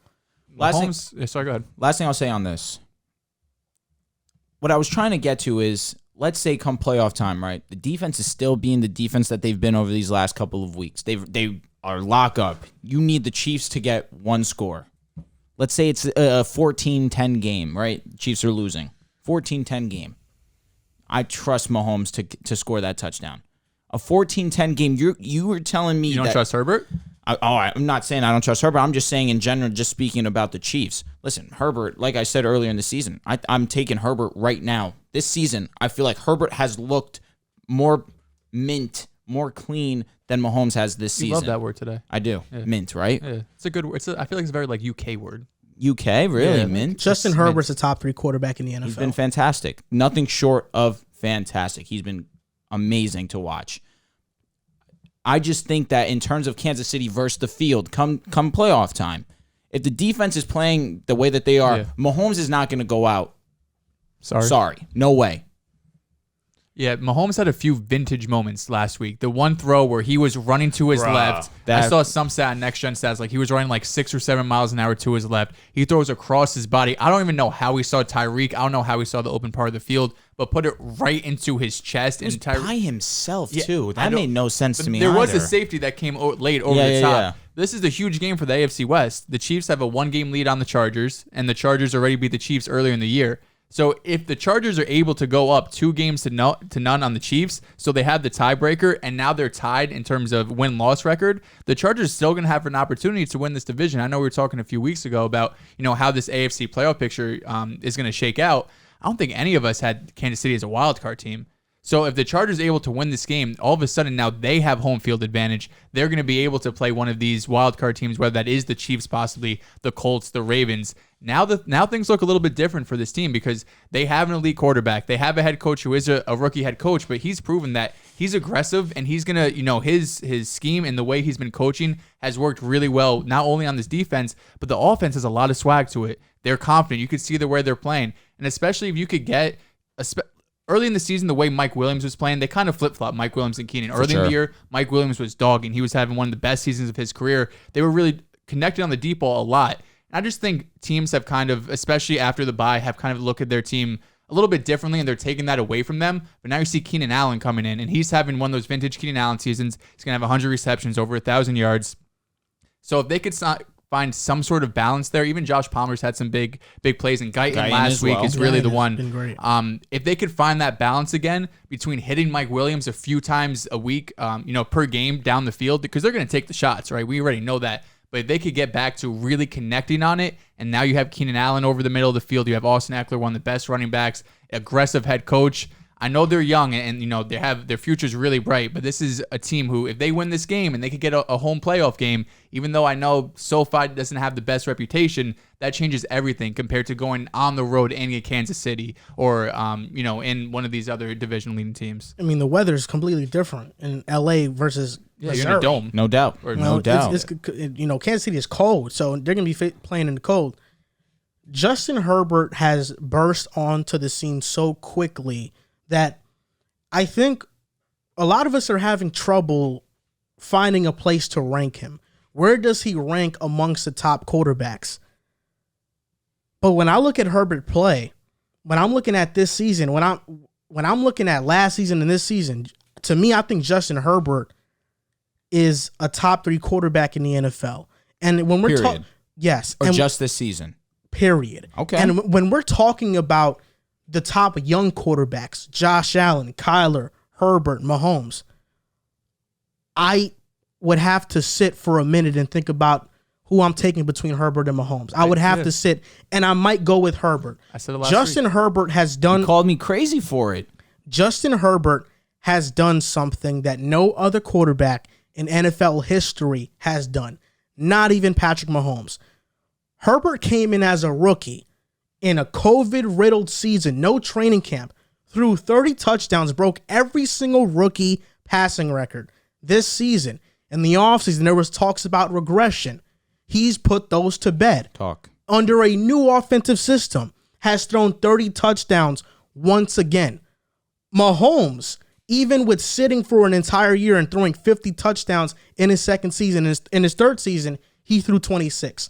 He didn't even do what Herbert is doing right now. And Justin Herbert is a player who, in college at Oregon, had 4 different offensive coordinators, goes into the NFL, has an offensive coordinator, then his second year has a different one. Herbert has had 6 different offensive coordinators in the past 6 seasons, and he's doing this. Imagine Herbert staying in one system, being steady in it. Imagine how dangerous this guy can be. When I'm ranking my top quarterbacks, I think Aaron Rodgers is number 1.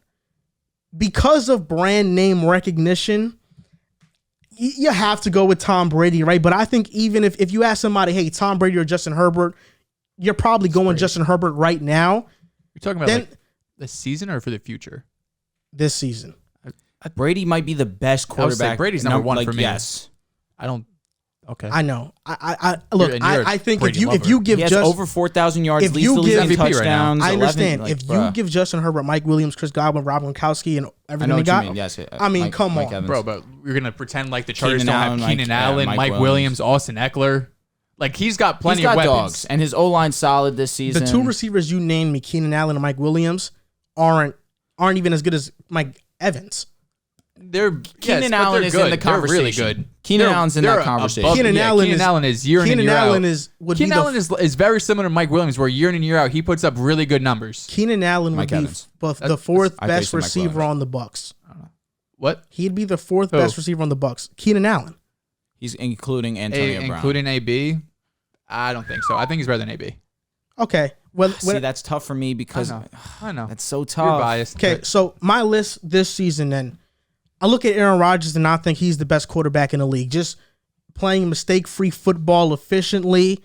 Because Brady is a better leader, I might put Brady ahead of him, and Brady does all the things Rodgers does in terms of being efficient and being clutch. Then that number 3 spot for me between Herbert and Mahomes, who am I taking? Like, Kyler's up there. I think, Kyler, to me, I'm taking Mahomes and Herbert over him. I'm not even thinking about it. Easy though. I'm Easy. not I don't like that. I'm not the only thinking thing about that it. stops me is I'm his not injuries the thinking last about 2 it. years. Correct. If you're telling me Even if he's Kyler's- healthy, I'm not taking Kyler over Mahomes or Herbert.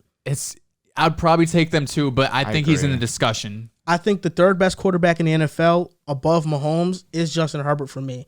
This guy's doing something historic, and we were talking about this game. Versus the Chiefs, Justin Herbert, his stats versus them, 298 yards per game, 10 touchdowns to 1 interception, a 117 passer rating. Whenever he faces Mahomes, he says, I'm about to show it to you. And remember Mahomes' comment in the offseason, I'll see it when I believe it. He flip-flopped the words. And Herbert's showing him. And he showed him the first matchup this season that I can outplay you. Let's see if he outplays him tomorrow. But I think Justin Herbert, this guy he's special. He is special. That's that 4.0 biology major. That's why he's able 6 OCs, 4.0. That's why he's smart. And because Herbert has been so great, because Burrow bursts onto the scene as well, because Deshaun Watson bursts onto the scene, it's made it really hard for people to now evaluate rookie quarterbacks because we all think they have to be these guys, but they're once in a generation. What Justin Herbert is doing, we will never see again. At least in the first two seasons for a rookie quarterback, this record might stay for a very long time. I'm saying 30 touchdowns back-to-back years. Yep. That was the record, right? Yeah. First 2 seasons in the league. I'll just say this really quick because he threw a little shot at me saying, you come onto the show, you get your minor W, you never get him. Here we are. A couple of weeks after I had said Herbert has looked better than Mahomes this season. We were in agreement. I would take Herbert over Mahomes right now.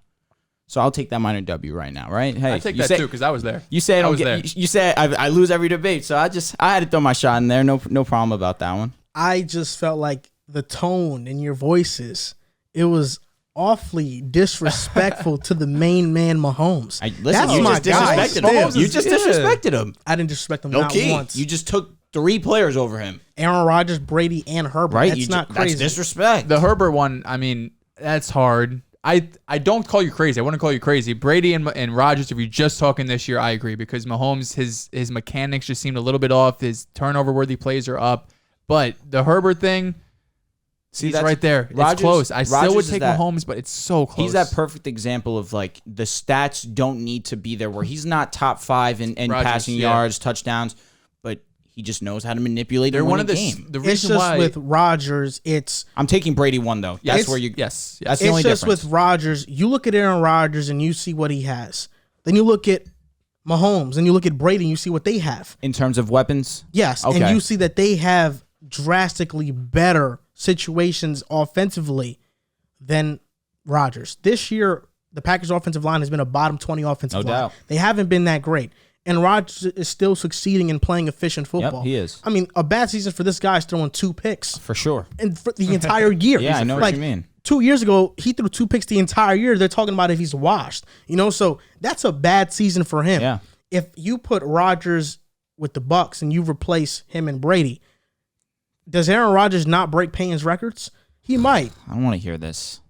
He might. I don't want to hear this. But I will say this. This is why it's hard. Maybe. Because football is much more than just your skill and what you possess. For sure. Because Aaron Rodgers, I think we know talent-wise and where they're at age-wise right now, he probably has the edge over Tom Brady. But do I think Aaron Rodgers can lead a team like Brady? Can motivate men like Brady? He's a very weird Not personality. at all. You're saying Rodgers. He has a very prickly kind of. So if I'm picking one player, you're going to be the leader for my team. You're going to be the quarterback for my team. I'm going with Tom Brady because he's a better leader than Rodgers. Yep.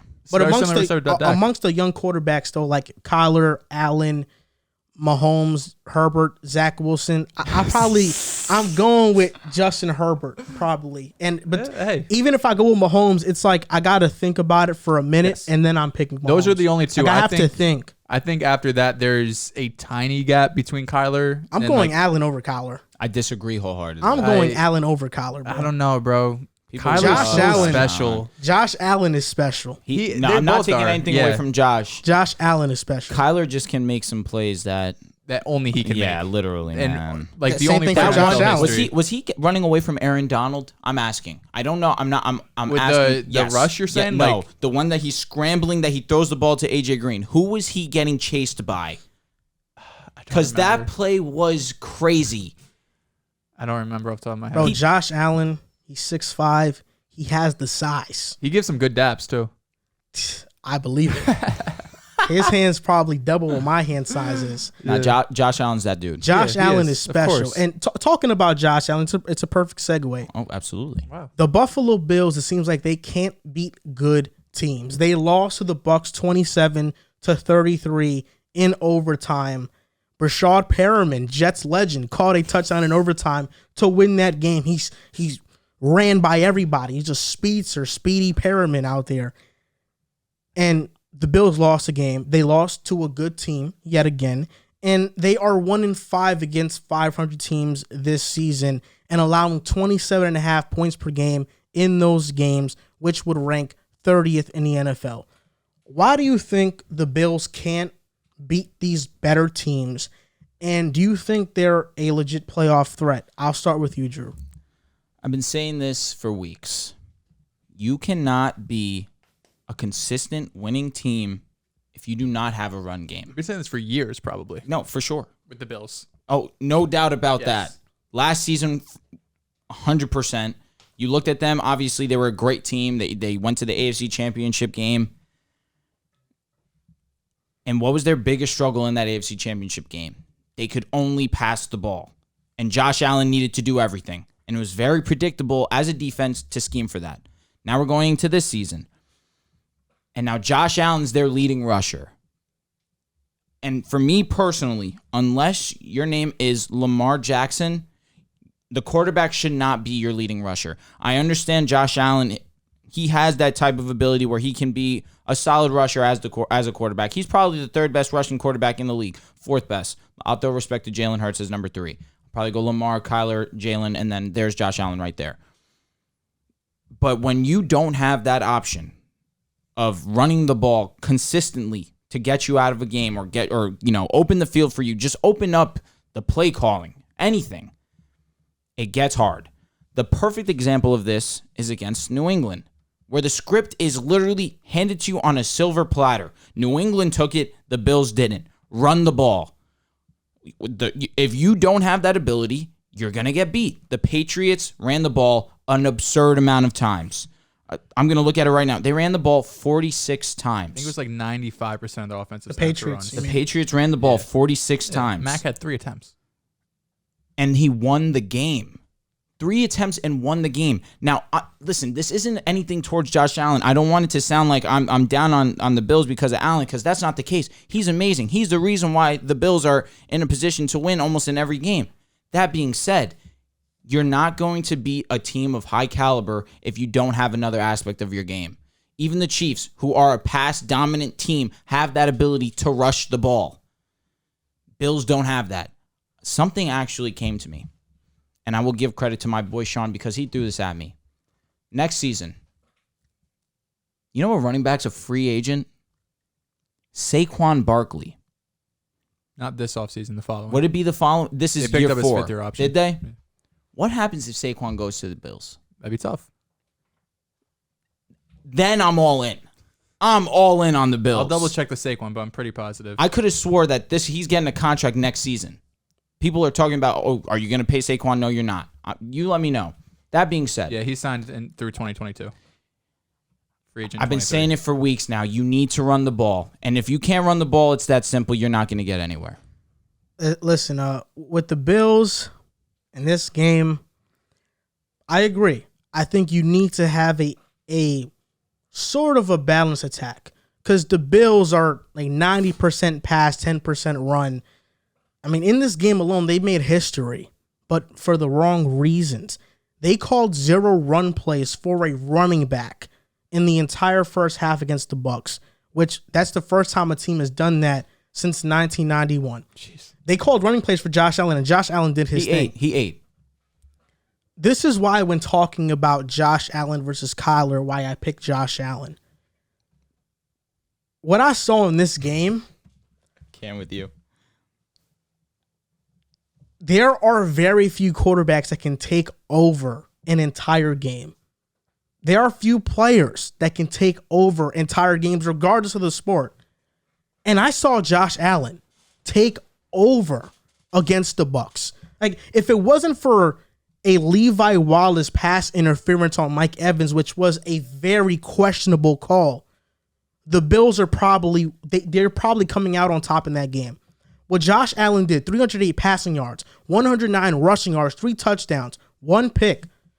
Josh Allen took over. It's like a switch went on and it was the Josh Allen show. He was running the passes, darts. That's why saying 2 is more accurate is crazy. When I see what Josh Allen did, I don't know. First two seasons of his career, he was dead last in completion percentage. I don't want to hear this. I know Kyler. He's a new Josh Allen. He's a new guy. I know Kyler Murray is phenomenal. I don't know if he can take over a game like I saw Josh Allen do. He can. He can. No, he cannot. He can't take the hits Josh Allen takes. Okay, but that's he can't fight for the extra yardage Josh Yes, Allen agreed. fights for. But I don't care if he can't because Josh Allen will get hurt doing that. But you saw eventually he'll get hurt. You saw that Monday night. You saw that Monday night game where Kyler Murray shook two defenders and it was like a 25-yard game that ended up getting called back. But he made that happen. That was the last drive. Yes. Yeah, where they would have went down the field. Now it wasn't a field goal game, but now you're on like the 40. Now instead you're backed up on your own 30. He doesn't have that physicality that Josh Allen provides, but no he doubt. doesn't have, but he doesn't need Josh doesn't to. have the shiftiness. No way. No, not close. Or the no speed. quarterback does. Kyler doesn't have the arm Josh Allen has. No, but he has arm a great arm for sure. He has But a great in terms arm. of exactly, I agree. Oh yeah, but like Josh Allen is on a different level. Is what I'm trying to tell you. I know, but what Kyler's sense, more though? elusive. He's I think when it comes to escaping the pocket, Kyler's probably the best in the league. I agree. No one's as elusive as him. No one's as quick as him. I agree. I just prefer bigger guys, and I'm going with Josh Allen. Oh, I believe you. By that? Pause. You know what I mean by that. But I'm going with Josh Allen just because. I mean, you can't teach what he has. Yeah. You can't teach Kyler's speed either. But if I get a 6'7" offensive lineman, I don't know what he can do. Josh Allen, I'm comfortable with. The Bills have lost 4 of 6. They are 7-6 right now. We all thought coming into the season that they're gonna win the AFC East. I actually placed a bet on the Patriots because I had a feeling they were gonna win it. But neither What's here the or return there. Yeah, those must have been good odds.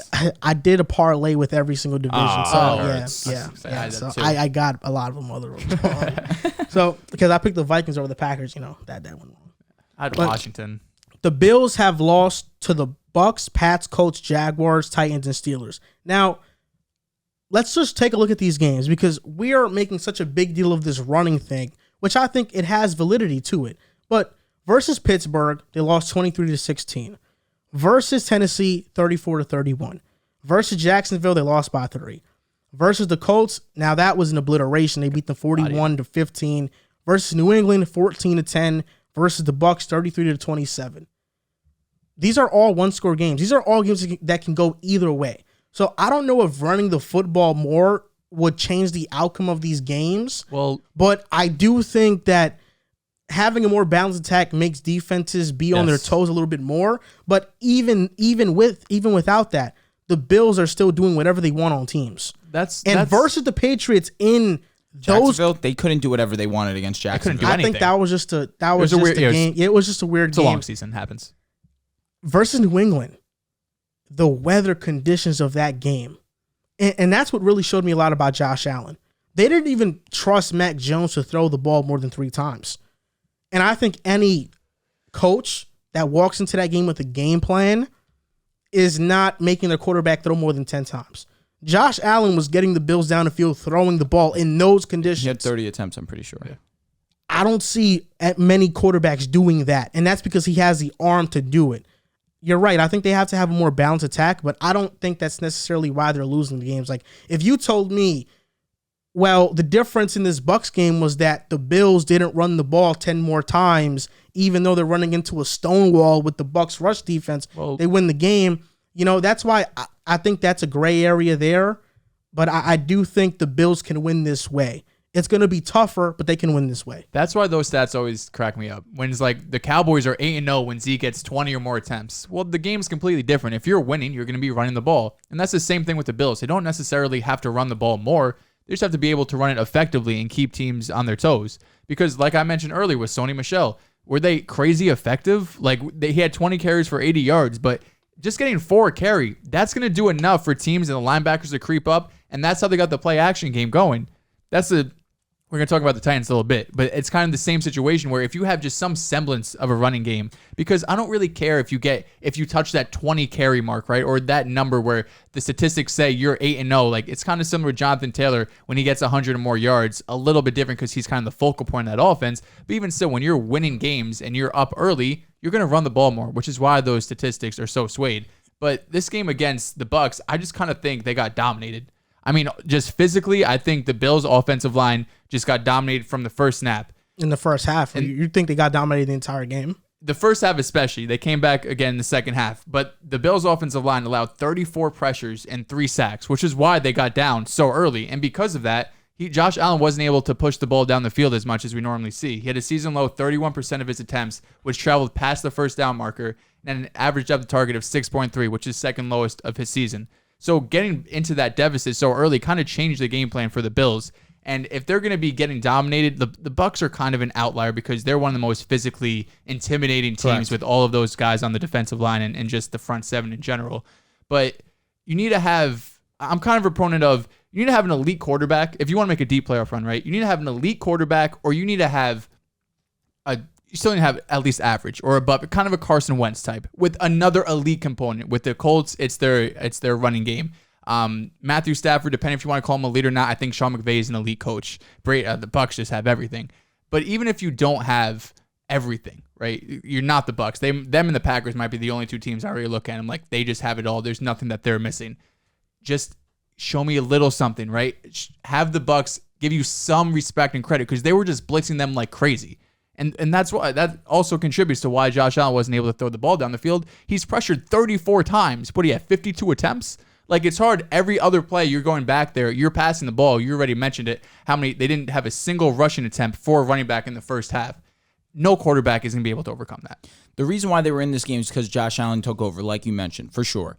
And in the second half, when the script is to pass the ball and your two running backs haven't combined 7 touches in that second half.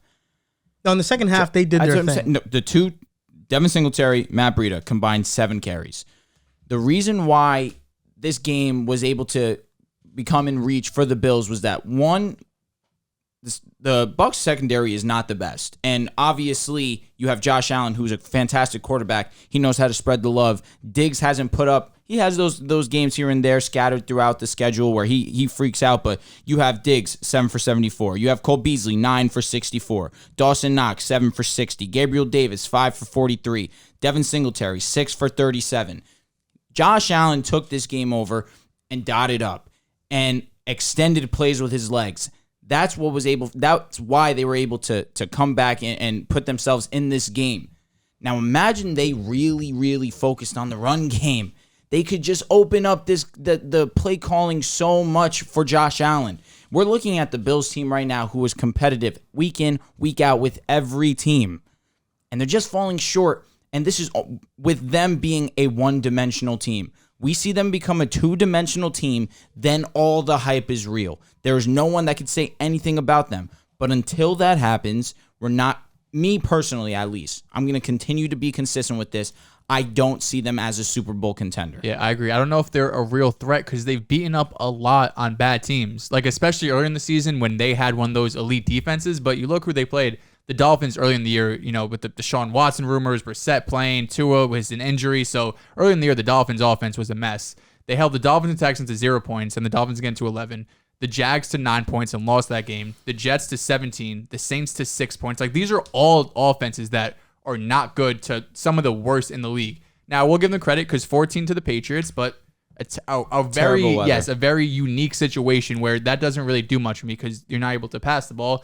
But their most impressive win was probably holding Kansas City to 20, which, again, earlier in the year when Kansas City's offense, I know, like I said earlier, it's not back yet, but still, the offense is better now than it was then. So that's the one game I could look back on and be like, okay, they held 20 to Patrick Mahomes in Kansas City.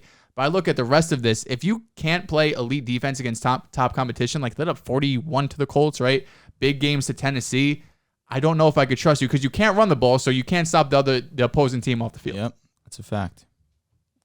I still believe the Bills are a threat. They won 2 playoff games last year and made the AFC Championship playing the exact same way they're playing now. They didn't run last year either. You can still win. And they're still a threat. But I think they could win a game or two. I don't know if teams are figuring it out. All these games have been one-score games. It's not. Some have been by a field goal. The Titans haven't figured the Bills out. The Titans just happen to have the ball last. If the Bills face the Titans, if the Bills face the Colts, if the Bills face some of these other teams, like outside of the Patriots, and even the Patriots, they can beat. Outside of now thinking about it now, I don't see a team where the Bills can't beat. I'm looking at these games, and their losses have come from teams that run the ball effectively. Tampa Bay, Leonard Fournette had a great game. New England, like I mentioned, I over agree, 40, but I don't know if Indianapolis, Jonathan Taylor had the game of the season against Jacksonville. James Robinson didn't have a great game. Tennessee, Derrick Henry had a signature game. In that game versus the Colts, 2 of Jonathan Taylor's touchdowns came off of turnovers that the defense forced and then put him in great position. The other 3, I was going to say the other 3. No, I know what you're talking about, but I'm saying I think that game, the Bills came out flat. If they face again, that's not going to happen. That's just not going to happen. Colts are real though. The Bills can beat any team in the AFC. I think they can also lose to any team in the AFC. It's wide open. It is wide open this year. I think the Bills can still win, but just to highlight some of the problems, I do think they're too Josh Allen centric. Agreed. No doubt. I don't see Definitely. There are a few teams in the NFL that I see they make their quarterbacks do everything. Lamar Jackson with the Ravens. Yep. Josh Allen with the Bills. Russell Wilson with the Seahawks. After that, I can't think of other quarterbacks that have to do everything for their teams. Mahomes gets help. Herbert gets help. Brady gets help. Dak gets help. Stafford gets help. There are only 3 quarterbacks I can think of that their teams put everything on their shoulders and say, you're going to carry us. Lamar Jackson, Josh Allen, and Russell Wilson. And we seen this year Russell Wilson, his back broke. You know, he got injured. He got sidelined. Now the Seahawks, the Jets got their pick, and I'm ecstatic about that. Thank God. Their tackles, the Bills' tackles are fine. Their guards, that's where they're vulnerable. That's why they allow so much pressure, because interior pressure is much more efficient than pressure on the outside, because you can escape the outside pressure. But if it's coming from the inside, it's right in your face. It's harder. Trey White being injured, absence, that's a huge absence. No doubt. Even though I think Dane Jackson did a pretty good job on Gronk, but I mean, it's Gronk. And they have an okay run defense. Like you mentioned, Fournette went off. Taylor, even though I think, the numbers may have been... Still 3 others came. I know the numbers may have been a little bit... not like, if he wasn't having an all-world... The numbers may have been a little bit inflated, if he wasn't the best running back in the NFL, fine. Okay, yeah. Derrick Henry had a great game. Yeah, Derrick Henry. Again, so the best running back their in the run NFL. their run game is pretty vulnerable. Their run defense is pretty vulnerable. I look back to the 2021 NFL draft. I'm the Buffalo Bills sitting at 30. I think Gregory Rousseau was a good pick. That was a great pick. I think he's going to be a pretty good player. But you need a running back. Javonte was right there. You could have got the Bills could have got Javonte Williams, who is one of the best running backs in terms of breaking tackles in the league. He's elite. Or they could have traded up and got Najee Harris. I don't have to do that. The Buffalo Bills, that offense with Najee or Javonte Williams is dangerous. I get it. Gregory Rousseau is a good player, but you could have maybe gotten Azeez Ojulari in the second round. They got Michael Carter in round 3. Thank God they didn't, but they could have. I think Mike Carter's just like another Devin Singletary. He's better than Devin Singletary. He is better. He's better than Zach like Moss. He's better than Matt Breida. Yo, Michael Carter's kind of like that. Michael Carter's He's really like good, So bro. if I was the Bills, if I was drafting, I would have taken a running back in the first round. I think that was a much bigger need than edge rusher because they took A.J. Epinesa the year before. Yeah. I think they needed a running back. They didn't take it. Oh, well, they're going to have to figure it out going forward.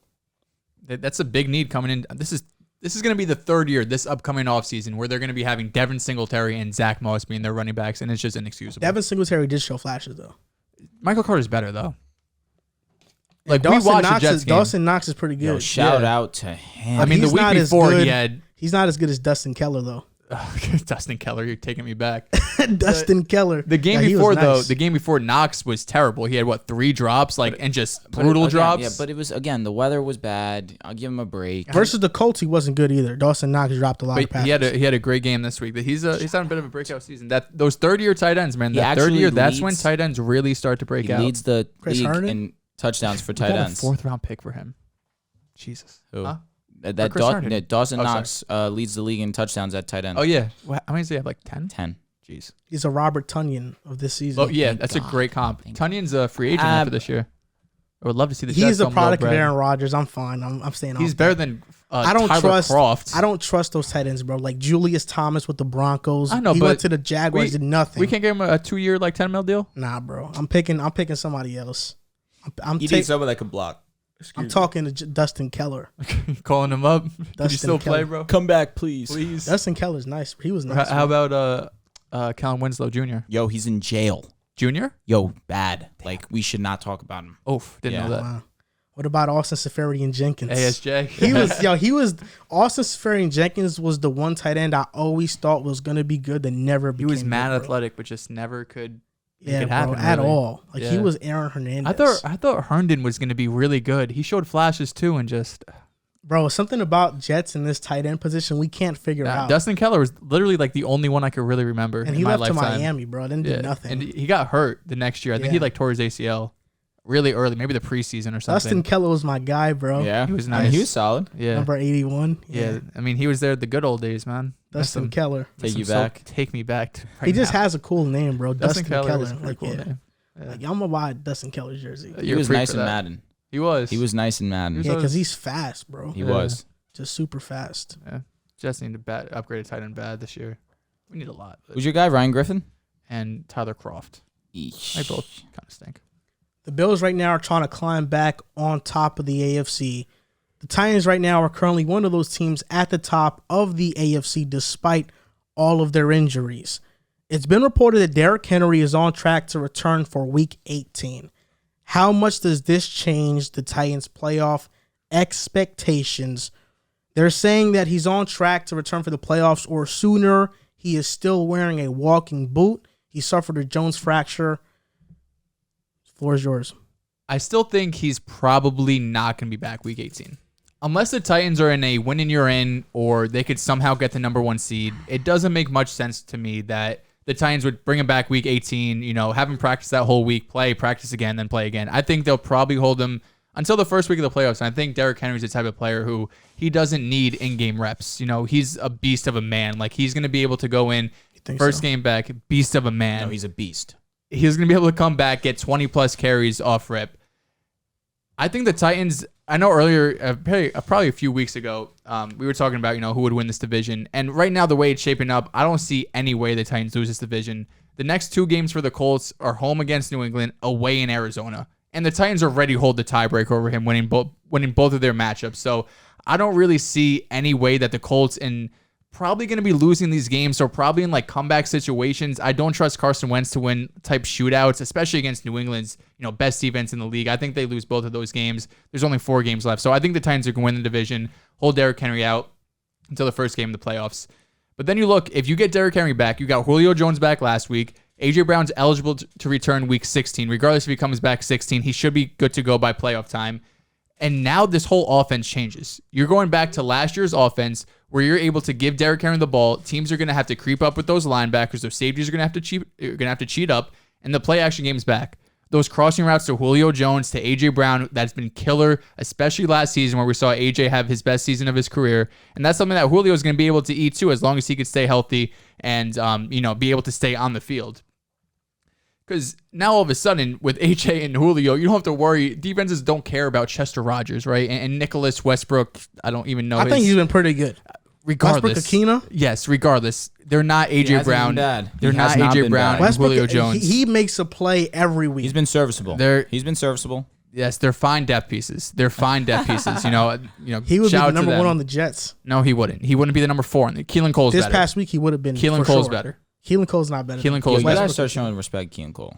He's your best receiver. Like, oh my God, Westbrook-Akina is nice. I'm telling you, bro. Right now, without Corey David, without Elijah and Corey. But regardless, now that you get those 2 guys on the outside back with Derrick Henry in the backfield, now you finally have a respectable offense again. Because this Titan team, I know they just blew out the Jaguars, but it's the Jaguars. They're a mess. In terms of how much does this change my expectations for them, I think they go from a first-round exit to winning a game. I don't think Derrick Henry comes back, and I see them as going to the AFC Championship game and potential Super Bowl, but I think they're able to win a game. I don't think they're not in the same class as the Chiefs and Patriots, but can they compete with Buffalo, Colts, Baltimore? They could beat Chargers. I think they're in that class. I might like a couple of those teams more than them, but any given week, especially in the playoffs, 1 game, that's all it takes. I think they're right on that edge in terms of, winning a game possibly, but they'll have a home playoff game. So I think they'll win their first playoff game. Round 2, they'll take an L with whoever they play. It's Derrick Henry. Your guy. Derrick Henry comes back to your squad. He instantaneously makes you better. You saw the impact that he had once he was in the game. The number 1 running back in the league, led the league in rushing 2 to 3 weeks after he had gotten injured. Like I think is he 8th? There was a week where it was like 4 or 5, 6 weeks removed. He was still top 3 in rushing yards. He was having that much of a freak season. But he's 4 right now. He's 4. I thought I remembered seeing him within the top 5 still. But we've seen the Titans offense since Derrick Henry's gone out. Again, they've had a bunch of injuries to A.J. Brown, to Julio Jones in and out of the lineup. That definitely doesn't help them.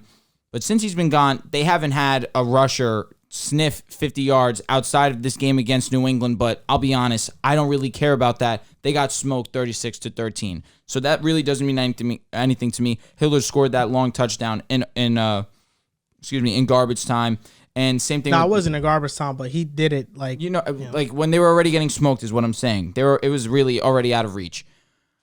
And this past weekend against Jacksonville, I'll give them their credit. Obviously, a win's a win, but it's Jacksonville. You need to beat a team like that, especially when you're atop of the AFC already. And you're as well coached as the Titans are, which is what I give a good portion of responsibility to. They're very well coached. Mike Vrabel is one of the better coaches in the NFL. Their defense, especially their rush defense, has been very solid. I'm not going to sleep on their secondary either. Kevin Byard has been fantastic, one of the best safeties in this league. But now you add Derrick Henry back into the mix, and now your rush game is completely back to what it was. And now let's say AJ Brown's supposed to be back when? Next week? 2 weeks? So now everything starts to click where you're having the offense that you came to the season with. And now this is the team that you had success with early on in the season where you weren't losing games. So now, do I think that they would be contenders with Derrick Henry back in the lineup? No. I didn't think that they were Super Bowl contenders when Derrick Henry was fully healthy personally. I still would take the Chiefs. I still would take the Pats for sure. But outside of that, even still, if the Titans play the Colts in the first round, I think the Colts win. I do believe that. I agree. I don't think they lose a third time, especially the way that the Colts have been playing recently. The Colts get in, they could beat legitimately anyone. I don't care who they play, in the AFC at least.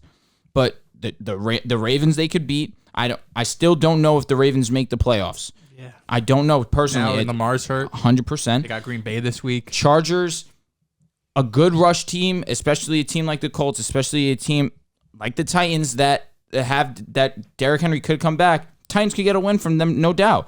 And the Browns, let's say that they get in, I think that the Titans can also beat them. But outside, you have the Patriots, you have the Chiefs. That alone already seals it for me that I don't think that they can make it to the Super Bowl. When looking at this injury, we have to know when Derrick Henry is going to return exactly. And it's a 6 to 8 week recovery time. It's been 6 weeks now, going on to 7. DeMarcus Lawrence had a similar injury and returned in 10 weeks.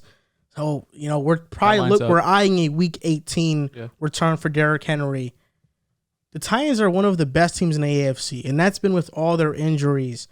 Julio Jones,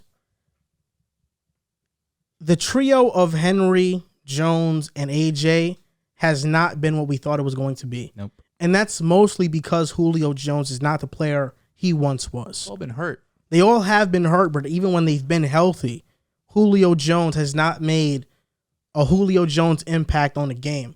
He just hasn't been that same player.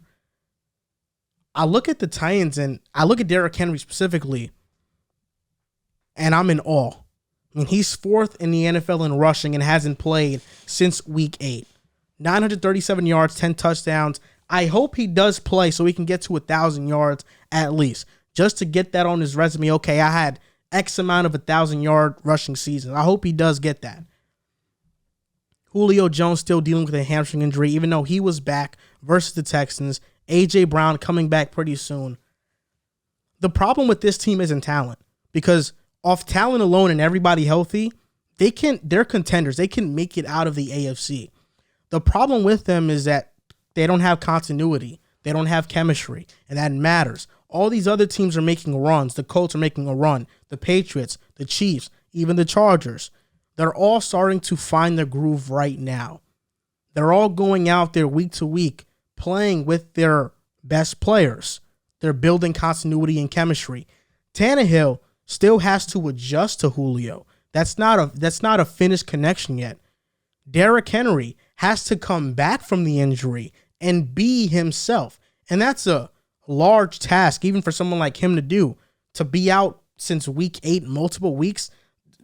You've been off for 2 months, and now we want you to be 200 yards rushing Derrick Henry. That's a lot to ask. But when you're a beast, you're a beast. We saw Terrell Owens. That's when we were talking about signature moments. That's why I asked you. Oh, yeah. I guess, you know what I'm saying? That's why I asked. Are we talking moments? Or are we like one specific player? Or are we talking games? Because T.O. had one of those where he was out the whole season, came back for just the Super Bowl, and had over 100. He was out for the playoffs. I'm pretty sure he was out almost the whole relative, like a multiple he played weeks. It was a serious season. injury too, right? He had a foot injury. He played the season. He got injured, I think, in the playoffs. He got injured at the end of the regular season, and then he came back in that game. You might be right. I'll look it up later. That being said, when you're a beast, you're a beast. Terrell Owens is that special type player. Derrick Henry is that special type player. I personally have no doubt that he'll come in and he'll still have a significant impact on the game. Will it be this outrageous 30 touches a game, 150? Yeah. It's possible. It's possible. I was also wondering, like, are we getting Derrick Henry back? Is he 90% Derrick Henry, 80, 70? Because I don't know if you could bring in week 1 and give him those 30 touches, but I'm pretty confident he could get 20. I mean, when you have the load that Derrick Henry has already been accustomed to, and you understand me being Derrick Henry, right? Yeah. You're something else. You're taking over for Riv, right? Riv's not here. You got to, whatever. That being said, Derrick Henry understands the responsibility that's on his shoulders. He's going to come in. He's not going to expect anything less than his normal load. Yeah. It's that simple. Another thing that worries me about the Titans is that they can't protect. They can't pass protect specifically. Yeah. Tannehill is the 3rd most sacked quarterback. He's the 8th most blitz quarterback. He's 4th in quarterback hits. I mean, I seriously think the Titans may have ruined Ryan Tannehill based off this season, letting him get hit so much. I mean, you can see he's starting to get rattled. He's starting to play differently because he has to process, I'm about to get hit by this guy. If I hold this ball half a second longer, I'm going to get smashed. So Tannehill has, why do you make that face? I'm sorry, bro. Something else. Just Can you relax? His facial expression, he made it very clear. I'm just sorry. Go ahead. What, he was going to get smashed? Bro, no, your eyes got wide. You were smiling. I was like, all right, bro. This guy over here, man. I told you, he's taking over for Bro, Riv. how am I not? He was looking right at me, bro. Fair enough. This guy. Yeah, he's something else. But Tannehill has to get rid of the ball quick because he's always in fear of somebody hitting him. And that goes back to the Arthur Smith loss. Arthur Smith, he's 6-7 with the Atlanta Falcons right now. Todd Downing is not Arthur Smith. He's done an okay job taking over for Arthur Smith. But Arthur Smith was such a gigantic loss, man. You see what he's doing with Cordero Patterson. The Falcons are in the wild card hunt, and we all didn't think that was going to happen. Arthur Smith has done a fantastic job with the Atlanta Falcons, and that's with Julio getting traded. That's with Calvin Ridley not playing most of the season. I mean, who are their weapons? That's with an offensive line that's Kyle still. Pitts says, I mean, he's going to get 1,000 yards probably, but he hasn't been special. That's with an offensive line that's still putrid. Yeah, I think Kyle Pitts has shown special moments though. Yeah, moments. He's had a couple really good games. Did you know Arthur Smith's father founded FedEx? Yeah, no, Arthur Smith's a rich man. He's rich, his dad's worth like $6 billion. I had no idea. Yeah, he's rich. That's why guys like that are special. Because guys like that, that's a grind going. Because he was like a grad assistant coach for years. Finally got OC. Like that means like he loves football. Yeah, that's like a 20 to 30 year grind to get where he's at right now. And he could always anytime quit and be like, all right, my dad's worth $6 billion. I don't have to work a day in my life. So that's why, I mean, you look at the Atlanta Falcons versus the Titans. Arthur Smith's with Ryan Tannehill for the first 2 seasons he's in Tennessee. Ryan Tannehill has top 10 quarterback like seasons. I mean, even better, like top 8 quarterback seasons. I don't think Tannehill's struggling because Arthur Smith left. I think the offensive line sucks. I think all of his weapons have basically been injured. I mean, the receivers he's throwing to, Nick Westbrook-Akina, who I think has been pretty okay, Chester Rogers and Cody Hollister. I mean, who are those? That's a worse receiving core than the Lions. No doubt. But Arthur Smith did have a huge part in it, and you see his success in Atlanta. What he's doing, he deserves a lot of credit. And I think it's just been a mix. I think the Titans fully healthy can be a threat, but they can go to the AFC Championship. Are they beating the Colts for a third time? I think they could do it. So they could beat the Patriots or the Chiefs. That's where I struggle. So they're going to have to get through one of them probably to go to. Yeah, I know. I think those would be close games. I wouldn't pick the Titans in it, but I wouldn't be surprised if they win. I'd be kind It's just if they're healthy. They'd have to beat the Chiefs a second time. If they're healthy, they can do it. But it's not just health, though. It's also continuity and chemistry.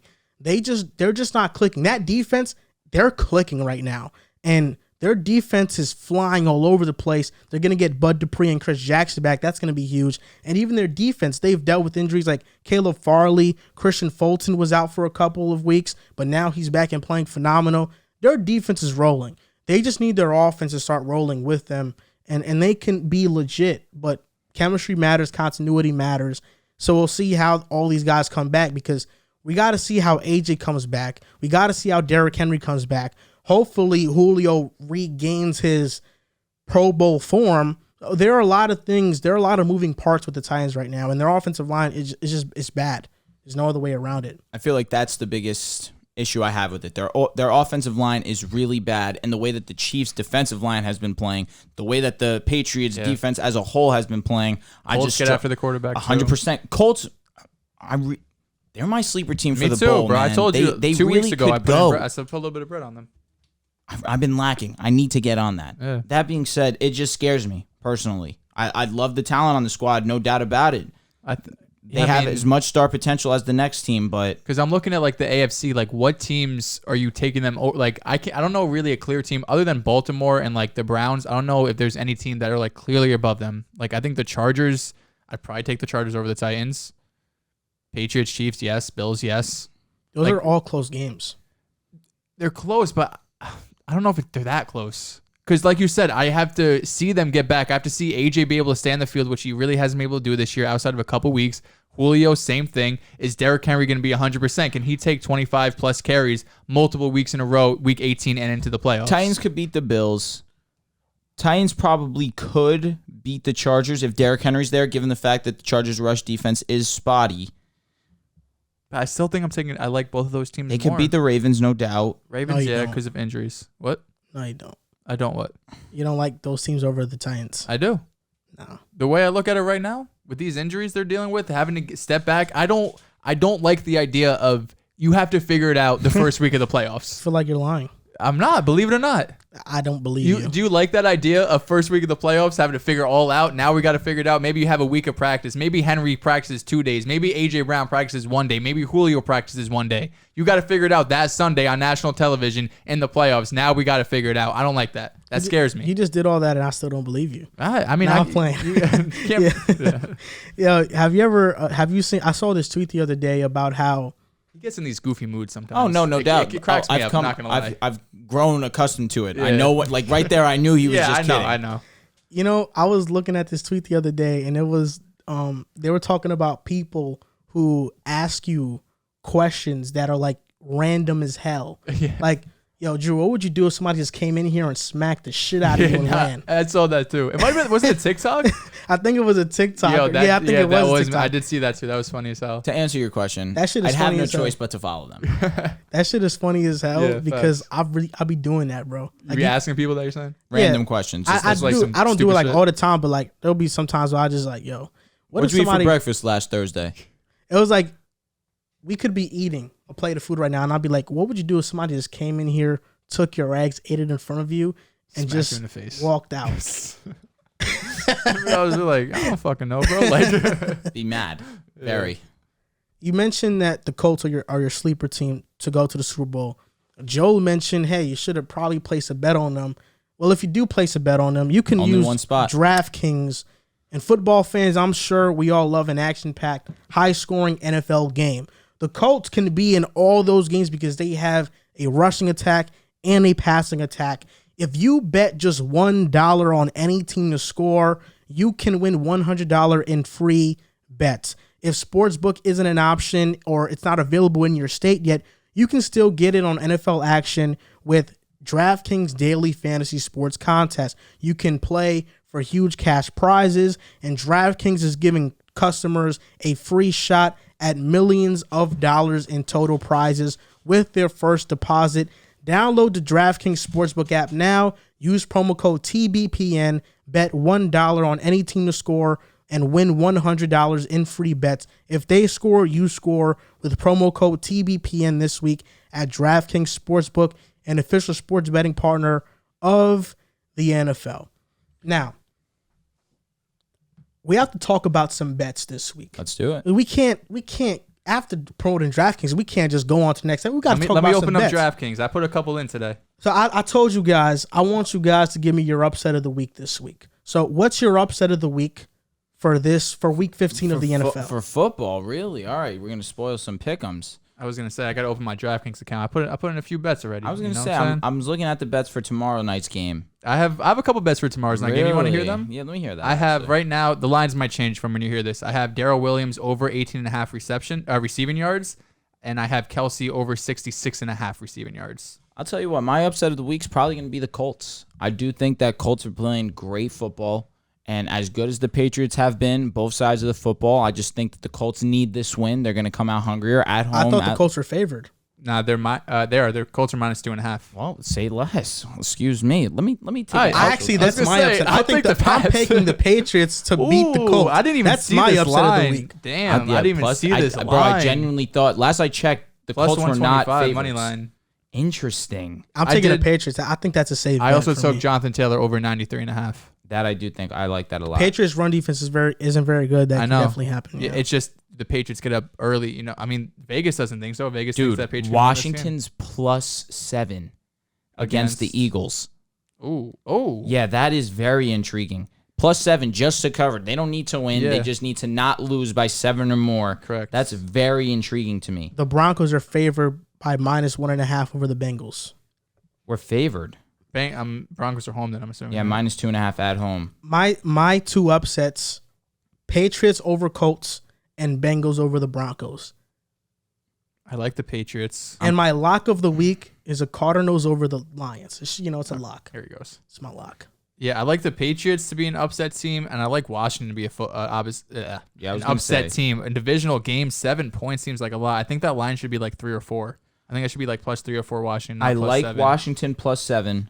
I like New Orleans +11 against the Buccaneers. +11 in a division game. That is a lot of points. Lock of the week, Rams -4.5. They're catching fire now. They're getting hot. They're going to blow out the Seahawks. My lock. Lock of the week? Lock of the week. Lock it up.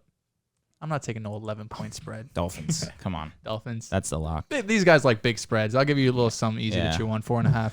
That being said, I was mentioning it. I was mentioning it last football episode about what I like to do in terms of betting my player props. Specifically for tomorrow, going against the Chargers, rush defense is not the best. I've been preaching it. Clyde's his over-under right now for attempts is -12.5. Wait, I'm sorry. His attempts 12.5? That's right. I'm sorry. Yes, we're getting all caught up in the spreads. I'm getting all jumbled up in my brain. 12.5 attempts. Interesting. I love that. And his rushing yards is 57.5. So you're taking the over on both. I would take the over on both. We're big over guys. I almost take the under. Personally, you couldn't pay me to take the under. It's just not enjoyable to root against someone. Correct. Clyde, last few weeks, he's had, since coming back from injury, 12 carries, 14 carries, 10 carries, 63 yards, 54 yards, 37 yards. If you pick the under, you have to root against somebody. And the last time he played the Chargers, he had 17 attempts, would be 4 more over than what the line is right now, and he had 100 yards flat. He's not playing as many snaps. Like against the Chargers in week 3, he played 62% of snaps. The last few weeks, he played 47 against Dallas, 51 against Denver, and then 35% of snaps against Vegas, but they were blowing them out early. No way. Bro. That's crazy. Crazy as hell. You got the stats. He's a PFF guy. It's my guy right there. Got sleeper open, man. If you guys aren't, we need the sleeper sponsorship. I know that's really. It's hard though because a sleeper. What do you mean? It's fantasy. Yes, it's an amazing. But they also have betting now. It's not legal in Jersey, which sucks. It does suck. That being said, I understand we're football, specifically NFL. That being said, sleeper. If you wanted us we to love talk you guys. about you on the show, or give us some cookies. I'll send you the username. Send some cookies. Let me get a mascot, bro. Yo, they tax. They do. Like I don't know how you get cookies. It's do you random. Know? Not I a clue. thought you like it you would gotta make win sense. Or something. No, because like obviously in our dynasty league I have 10 wins, and my cookies don't go up. I'm only in 2 leagues on Sleeper though. I don't use. I thought like 4 or 5. I thought it was I'm on like 4. I thought if you would win or like as the weeks go on, I have no idea how you get cookies other than paying for them. But every once in a while, like I'll be like, oh, I just got 20 cookies last week. How'd that happen? Again, you couldn't pay me unless you're sleeper to spend money on the cookies for a mascot. That's all you're getting. Some of the mascots. Why do you need the cookies though? You get It's like their currency. Yeah. But you just get like it's not like it's obviously. It's fantasy funny still. more than anything. Yeah.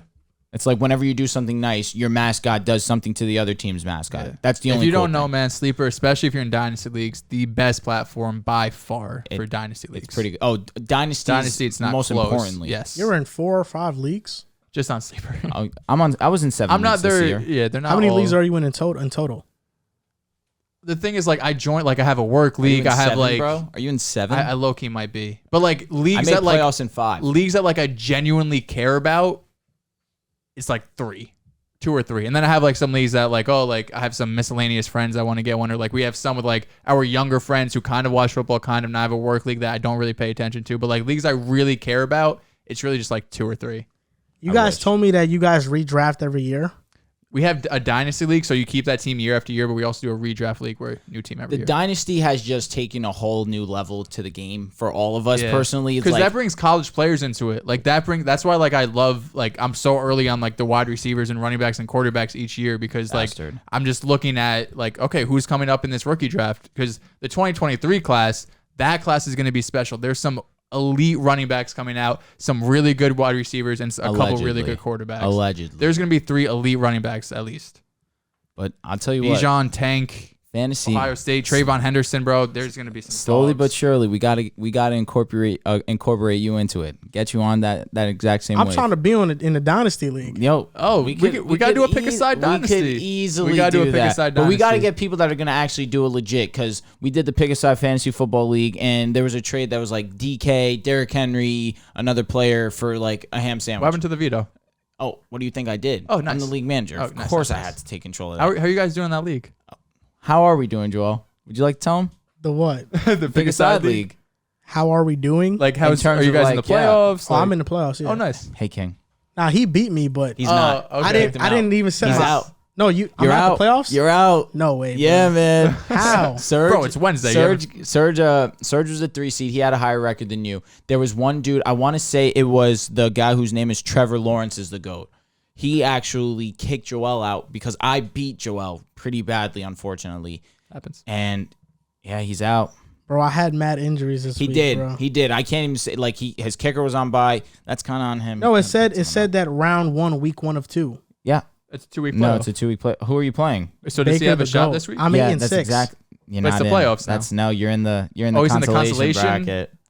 No way. I'm playing Serge. There's this guy's name. He's Raiders 2022 champ, something like that. His team's mad. So good. only 4 teams make the playoffs? Only 4 teams. Damn, that's I'm tough. the 5th seed, bro. Oh, you hate to see that. Bro, Yeah. 3 teams have What an 8 does the and winner 6 get? records. They got to get some free merch or something, maybe. Listen, I'm holding it coming down for for the it? pick a side crew. Good I'm the looks, only bro. one Good that looks. really. I'll give it to Joel. Joel set his lineup week in, week out. Nice. Riv was a lost cause. Yeah, I mean. I'm sick about it.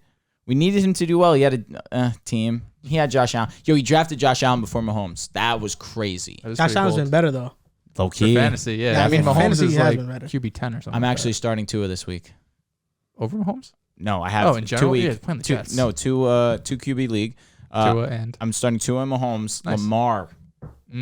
that's tough. Gonna have to ride the pine. Yeah, even because if he's banged up against Green Bay's defense, I don't love that. Yo, did Jair play last weekend? No. I thought he was off the IR. They didn't schedule him off. You could designate him to return. That means he has 3 weeks to practice and play.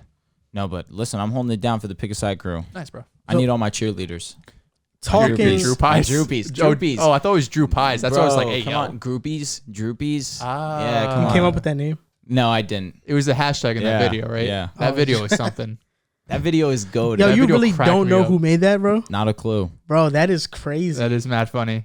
That is funny. If you guys don't know, someone made a TikTok for Drew, like with this like music saying how much like I like boys or something. It was mad weird. It was funny as hell. Weird. It was awesome. I loved every second I of guess it. it depends how you look at it, but if he likes it, fuck it. Oh man, how could I not? A fan cam? It was hilarious. It wasn't weird. It was hilarious, It was- honestly. Yo, they got old pictures of me. They got new pictures. Yeah, they had of a me. picture of you like that that's on what Facebook. I found. That's why I thought it was somebody you knew because bro, it was like IG pics, like he digged into your Facebook, your everything. Some of your bro. mom put up probably. Like I guess I gotta go private some things on Facebook because I couldn't tell you the last time I was on there. Yeah, no funny. Didn't I he use a picture of you, Joel, and Gio in that video? I think he did. They?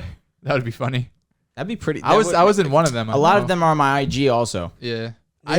Is your IG private or public still? I just made mine public. I'm pretty sure mine's public. I've been getting follow requests. I don't feel like going through all of them. Which, hey, listen. It's like that.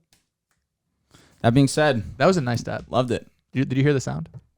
No, I didn't. Oh, that was a nice dab. Dak would be proud. That was a nice dab. That was wild, bro. That was wild. Some people dab better than others, bro. I know what you mean. It was just Dak and Stafford. That's scenario. I don't know. Would you rather want to get dapped up by Dak or Matthew Stafford, bro?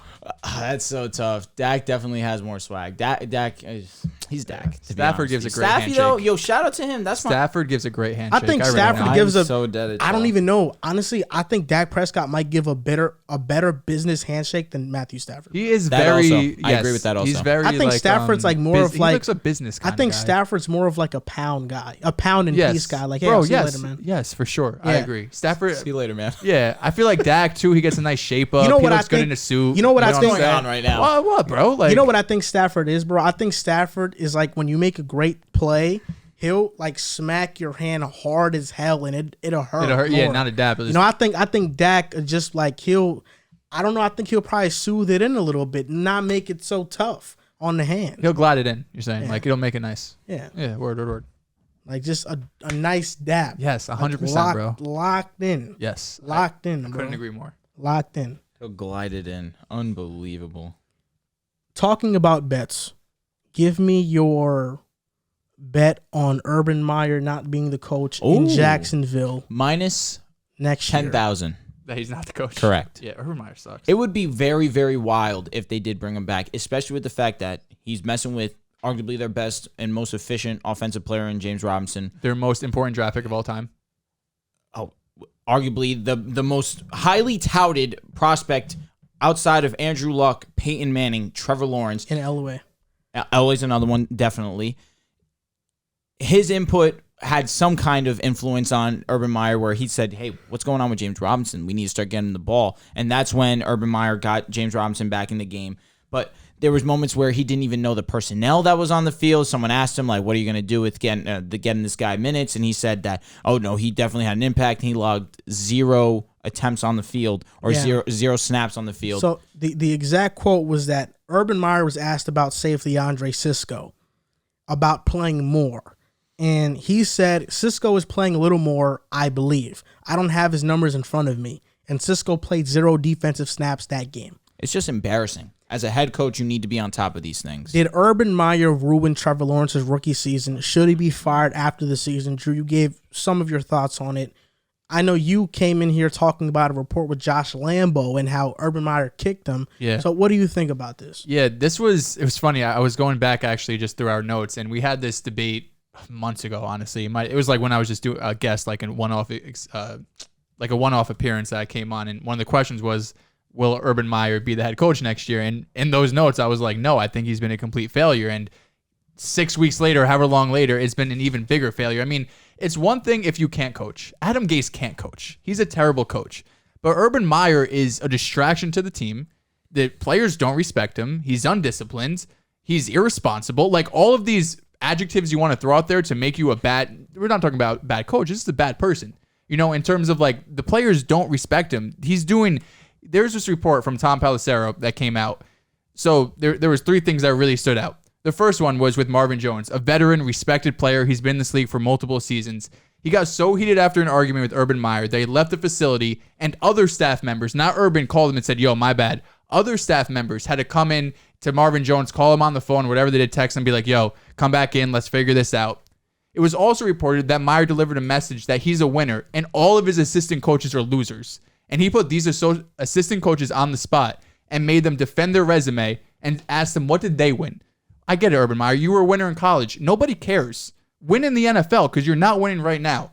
And then the James Robinson situation where he said he had nothing to do with this benching. He goes after the game, oh, I had nothing to do with it. it comes out later that he had the running back coach stop James Robinson was about to go back in. He told the running back coach, make sure James Robinson doesn't enter this game. It wasn't until Trevor Lawrence came up into Urban Meyer and said, yo, you got to get James Robinson in this game. I mean, it's the Jacksonville Jaguars. They're not that talented at offense. James Robinson's their best weapon. And, that's just his personality, like his mindset, his coaching. It's not there. He can't coach grown men. I think that's pretty apparent. But, I mean, we saw this early on. It started with him hiring Chris Doyle, the strength and conditioning coach, who was accused of bullying and racism in college, and then drafted ETN in the first round, even though they had James Robinson, who had a historic rookie season for an undrafted player, and they had holes literally everywhere across the team, and they still went and drafted ETN. And then the whole Tim Tebow experiment, which everyone knew was going to fail. Why are you bringing Tebow in? He's not going to be a backup. He's not a special teams guy. He's not a practice squad guy. You just brought him in, and he was just a distraction to the team. And then lastly, the game against Cincinnati on Thursday Night Football, he doesn't fly home with the team. Instead, he goes to some bar, and he's pictured or video recorded of some random girl grinding on him while he has a wife. These are grown men. These are 53 grown men. These are, 30 coaches. You have executives, GMs, presidents of these teams. You're getting paid millions of dollars. His organization's worth $1 billion, and you've been a joke. Urban Meyer is going to be fired. He should be fired. He should never coach in the NFL again. Yeah, I look at Jacksonville, and we all know they're dysfunctional. When I look at Urban Meyer, the transition from college to the NFL has not worked out. The same thing we're seeing with Matt Rule. And it's quite ironic that Matt Rule and Urban Meyer, who had a lot of success in college, come to the NFL, and they're not very good. On the flip side, Cliff Kingsbury, who was knocked for not having success in college, comes into the NFL and has been great. He's in the running for Coach of the Year this year. After Jacksonville's loss to Tennessee, Urban Meyer was asked about the game the previous week, about the Rams and the game plan and how it was different coming into this week. Urban Meyer didn't even know he played the Rams. I mean, that's just a week ago, and you don't even know the team that you played. It's lost. The Jaguars are the only bright spot is really their defense. They're 21st in yards. They haven't been abysmal, and 27th in points. Urban Meyer needs to go because of all those things you mentioned.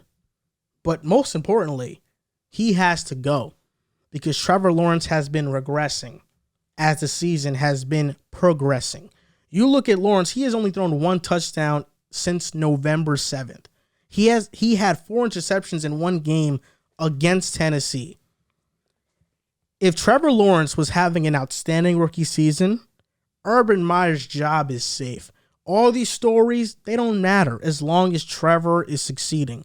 But because he's not, this matters, and it matters a whole ton. He's on a 6-year, $60 million contract. The way the Khans operate, Shad Khan, Gus Bradley, Doug Marrone, they were in Jacksonville for 4 years. They had seasons where they were bad, but they didn't pull the trigger until the 4th season. Khan has said that we're going to do what's right for the team.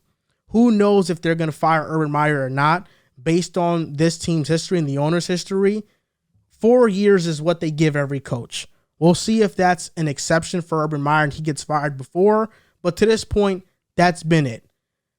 What I want the Jaguars to do is I want them to go out and get Jim Caldwell. I think with Detroit, he was great for them. He's a great defensive mind. He's going to bring culture to the Jaguars, and I think he'd be a great head coach for them. I think Urban Meyer should be done from Jacksonville, though. I think all these reports are alarming, even if they're not true, like Urban Meyer likes to say they're not. The fact that somebody is willing to go out and risk their job to report it is alarming. He needs to be gone from Jacksonville. Yeah, this isn't, and Tom Pelissero, this isn't some random beat report. Like, this is one of the biggest national reporters in the NFL. And while I agree, the Khans do usually give 4 years for their coaches, especially when they play poorly, I think this is a very unique circumstance because when you're, disrespecting the organization and you have bad press out there, it seems like every month, every week, something new comes out about Urban Meyer in Jacksonville. I don't see a way you could keep him and retain him for another year and have to deal with all of this nonsense again. There's just been no bright spot on this team, like you said, outside of defense, and that's even still loose. You know what I'm saying? I say that very loosely. you mentioned a little bit about the draft. You take Travis Etienne with that first pick. You could definitely use a little bit of O-line help. You definitely could use some help defensively on that defensive end. Literally, Receiver, legitimately, tight ends. receiver, especially. And I feel like maybe that's the only thing that I'll give him leeway on. That Etienne has that ability to be a pass catcher. Obviously, him and Trevor did have some connection in college. They both went to Clemson. They both had success together. I understand that aspect of it. But you just had James Robinson, like you mentioned, who had one of the greatest seasons an undrafted player has ever had in their first year in the league. The only one I can remember off the top of my head, Terrell Davis, I want to say, was undrafted also. That could be wrong, and I sound like a terrible Bronco fan.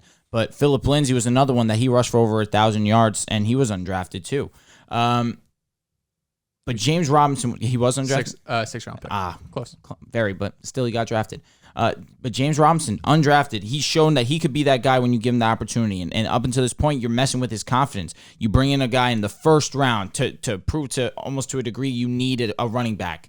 And then now you're benching him for Carlos Hyde, who has been on multiple teams over these last couple of years. And all because of one fumble in a game where you're already getting smoked by. And also, let me give credit to James Robinson. He got tackled by Aaron Donald and fumbled that ball. Like, if there was anyone that I'm getting tackled by and just, hey, it's Aaron Donald, what am I going to do? It's that kind of moment right there. He has done nothing to help these guys, especially how Joel said it too. Trevor Lawrence is the most integral part of this organization for years to come. At least that's what they're hoping. I'm sure no one wanted to see Trevor have a 9-14 touchdown to interception ratio. That's absolutely the dead last thing they wanted. They expected him to have the Mac Jones type season.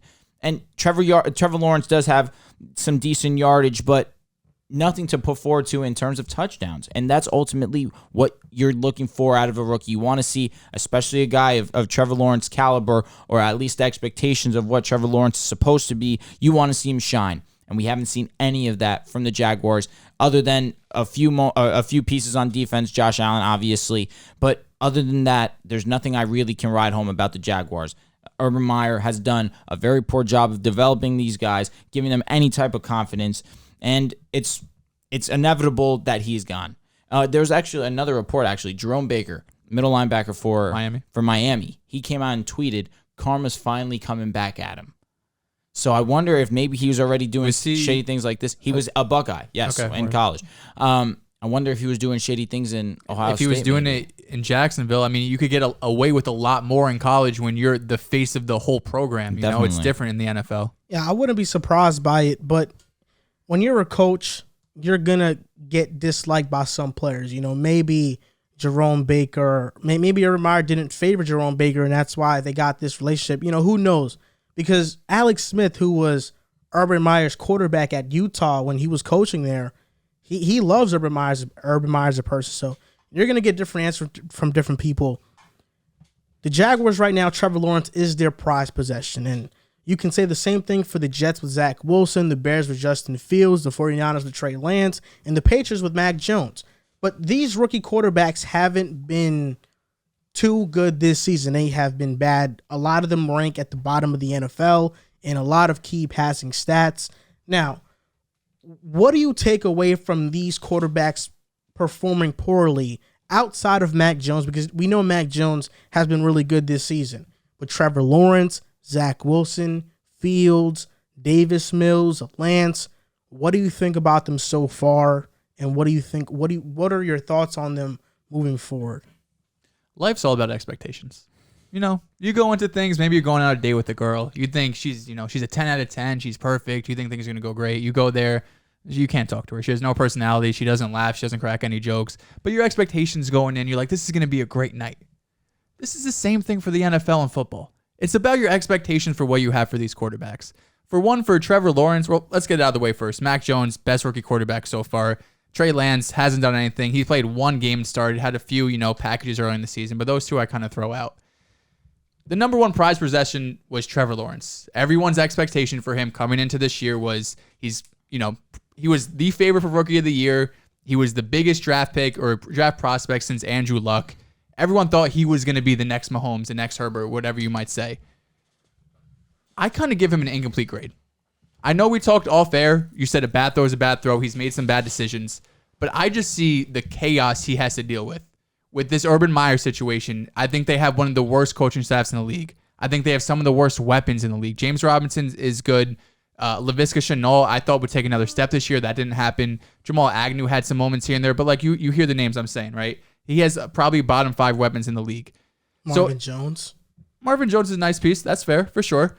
But I still look like you don't have a number 1. I don't even think if I really love Marvin Jones as a number 2. I think he's a great 3 and a low end 2. Laviska was supposed to take that leap this year. I agree. It didn't happen. Part of that. DJ Chark was not supposed to get hurt. DJ Chark. Yeah, but he has 6 drops. Like too. I said, you have all of this chaos around you. So for Trevor Lawrence, the prized possession in the draft, I'm giving him a bit of an incomplete grade. I need to see next year, possibly with a new coaching staff, get some, competent people around him, some good pieces. Then we can evaluate him because my stance on Trevor Lawrence hasn't changed. I don't really care what happened this year. If he was, amazing Patrick Mahomes or he was as bad as he looks now, I still think he's going to be an all-pro type quarterback. Now you look at Zach Wilson. A lot of people, myself included, weren't 100% sold on the BYU product, right? We saw Justin Fields playing all these big games at Ohio State, especially his last season there, made some ridiculous throws against Bama. But some of it, whether you didn't believe in his, the competition he played against at BYU, his size, he only had one elite year, whatever the case might be, my biggest issue with Zach Wilson was, can the Jets finally get it right, put a good coaching staff around him, put good pieces around him? That's still a bit TBD. I like Joe Douglas. I think Matt LaFleur is a really good offensive coordinator. I think we struck gold there. I think he's going to be our offensive coordinator for the next coming years. Salah's someone that I'm not 100% sold on. I don't know how you're a defensive guy. You come in, the defense gets dramatically worse. The entire defense as a whole, running, passing, getting after the quarterback, we're the worst defense in the league. But they have the weapons, right? You have Elijah Moore, who has potential wide receiver 1 written all over him. I'm higher on Michael Carter than you, but I think he could be a starting running back. Corey Davis is really solid. Keelan Cole, Jameson Crowder, solid veterans. And Zach's had some really good moments, like against Tennessee, that 3 or 4 touchdown game, had a ridiculous throw to Corey Davis. So Zach's been about what I expected. He's had some bad games. The one that sticks out is against New England, but he's been about what I expected. A bit of a roller coaster, has his up and downs, but as long as I see those flashes, I'll have something, to really hold my hat on. Then Justin Fields, kind of similar to Zach Wilson. Not a ton of people had faith because of kind of the way the Bears organization has been run the last few years. They weren't really able to elevate Mitch Trubisky, whether that was because he wasn't deserving of the number 2 overall pick, or just because, they haven't been able to figure it out overall because they didn't elevate Mitch. And even before that, Jay Cutler, it's been a while since they really had a franchise quarterback. And I've seen progress with Fields over the past 2 games. I think his best game was against Pittsburgh. He had over 330 total yards. He was aggressive and pushed the ball down the field, regardless of pressure in his face. He averaged 10.3 yards per attempt while under pressure and 9.3 yards per attempt with the clean pocket against that Pittsburgh game. He also had a PFF passing grade of 88.5, which was the highest of that week. After that game, he got hurt in his next one. He missed a few games. I believe they had a bye as well. But then this past week against the Packers, I know the stats don't say it all because they had a couple really long touchdowns. They had a punt return touchdown. But he was going toe for toe with Rodgers there for a little bit. I think he was not. I think he was standing. He was standing strong in the pocket. He was making some good throws, good decisions. I saw earlier in the year he was very indecisive. He would move out of the pocket too quick. I saw a lot of progress against that Steelers game and against the Packers. Obviously, he's not Aaron Rodgers. That's fine. He's a rookie. This is like he wasn't going toe to toe with him. This is like his 5th game starting. They were in that game and they were winning up until like the 3rd, 4th quarter. Yeah, it came away. The Packers are the better team. I expect them to win. But listen, he showed me enough in that Steelers game and against these Packers game. He showed a ton of progress to me from those first few games till now. They were in that game because Jakeem Grant took a touchdown on a punt, a 90-plus yard punt return touchdown, and then got a running play which counted as a pass and took it like 47 yards. Yeah, Jakeem Grant's an explosive player. Justin Fields did not go toe to toe with Rodgers, not even for a second in that game. In the first half, Justin Fields did his thing. Toe to toe is not the right thing in the first half. Toe to toe is not the right phrase to use. Regardless, tell me another time where the Bears have played the Packers the last 20 years, and there's been very few times where they've been winning games or in games. I've seen a ton more blowouts from the Packers to the Bears than the Bears actually being in games. It was close when the Jay Cutler era. They had some close games. And still, the Packers are I think the Rodgers is like 28-5 against them. All right. I'm not here to discuss the Bears versus Packers. I did not see a moment where he went toe to toe with Rodgers. In the first half, they would look good. No, he was clicking on all cylinders. Second half, they came in and they absolutely clamped up, as they should. The Packers are the better team, no but Justin Fields has shown me a lot of progress. Beginning of the season, I was talking to Drew earlier before we hit record. There was times he didn't look like he belonged on the field. He was getting. Remember that game against the Browns? He got sacked 8 times or something. Like it just looked abysmal. I've seen a ton of progress from earlier week 4 or 5 in the season to now. I'm going to hone in on the top guys. I'll start out with Trey Lance because Trey Lance, you haven't seen much of him. I don't have, a lot to say about him. Trey Lance, I just think throws the ball way too hard. That's really it. I think I haven't seen him in a while, so I don't know how he's going to look once he comes back. But with Shanahan, I trust Trey Lance. Davis Mills, he's been average, and I think the situation in Houston is better than people give them credit for. Pep Hamilton right now is their quarterback coach. They have a defensive coordinator in Lovie Smith, who used to be a head coach, a successful head coach. They got a pretty good coach there. I think Davis Mills has been fine. Let me start with Zach Wilson. Let me start with Trevor Lawrence, actually. Trevor Lawrence was the first overall pick. He hasn't had a game this year where he's thrown 2 touchdowns or more. Not once.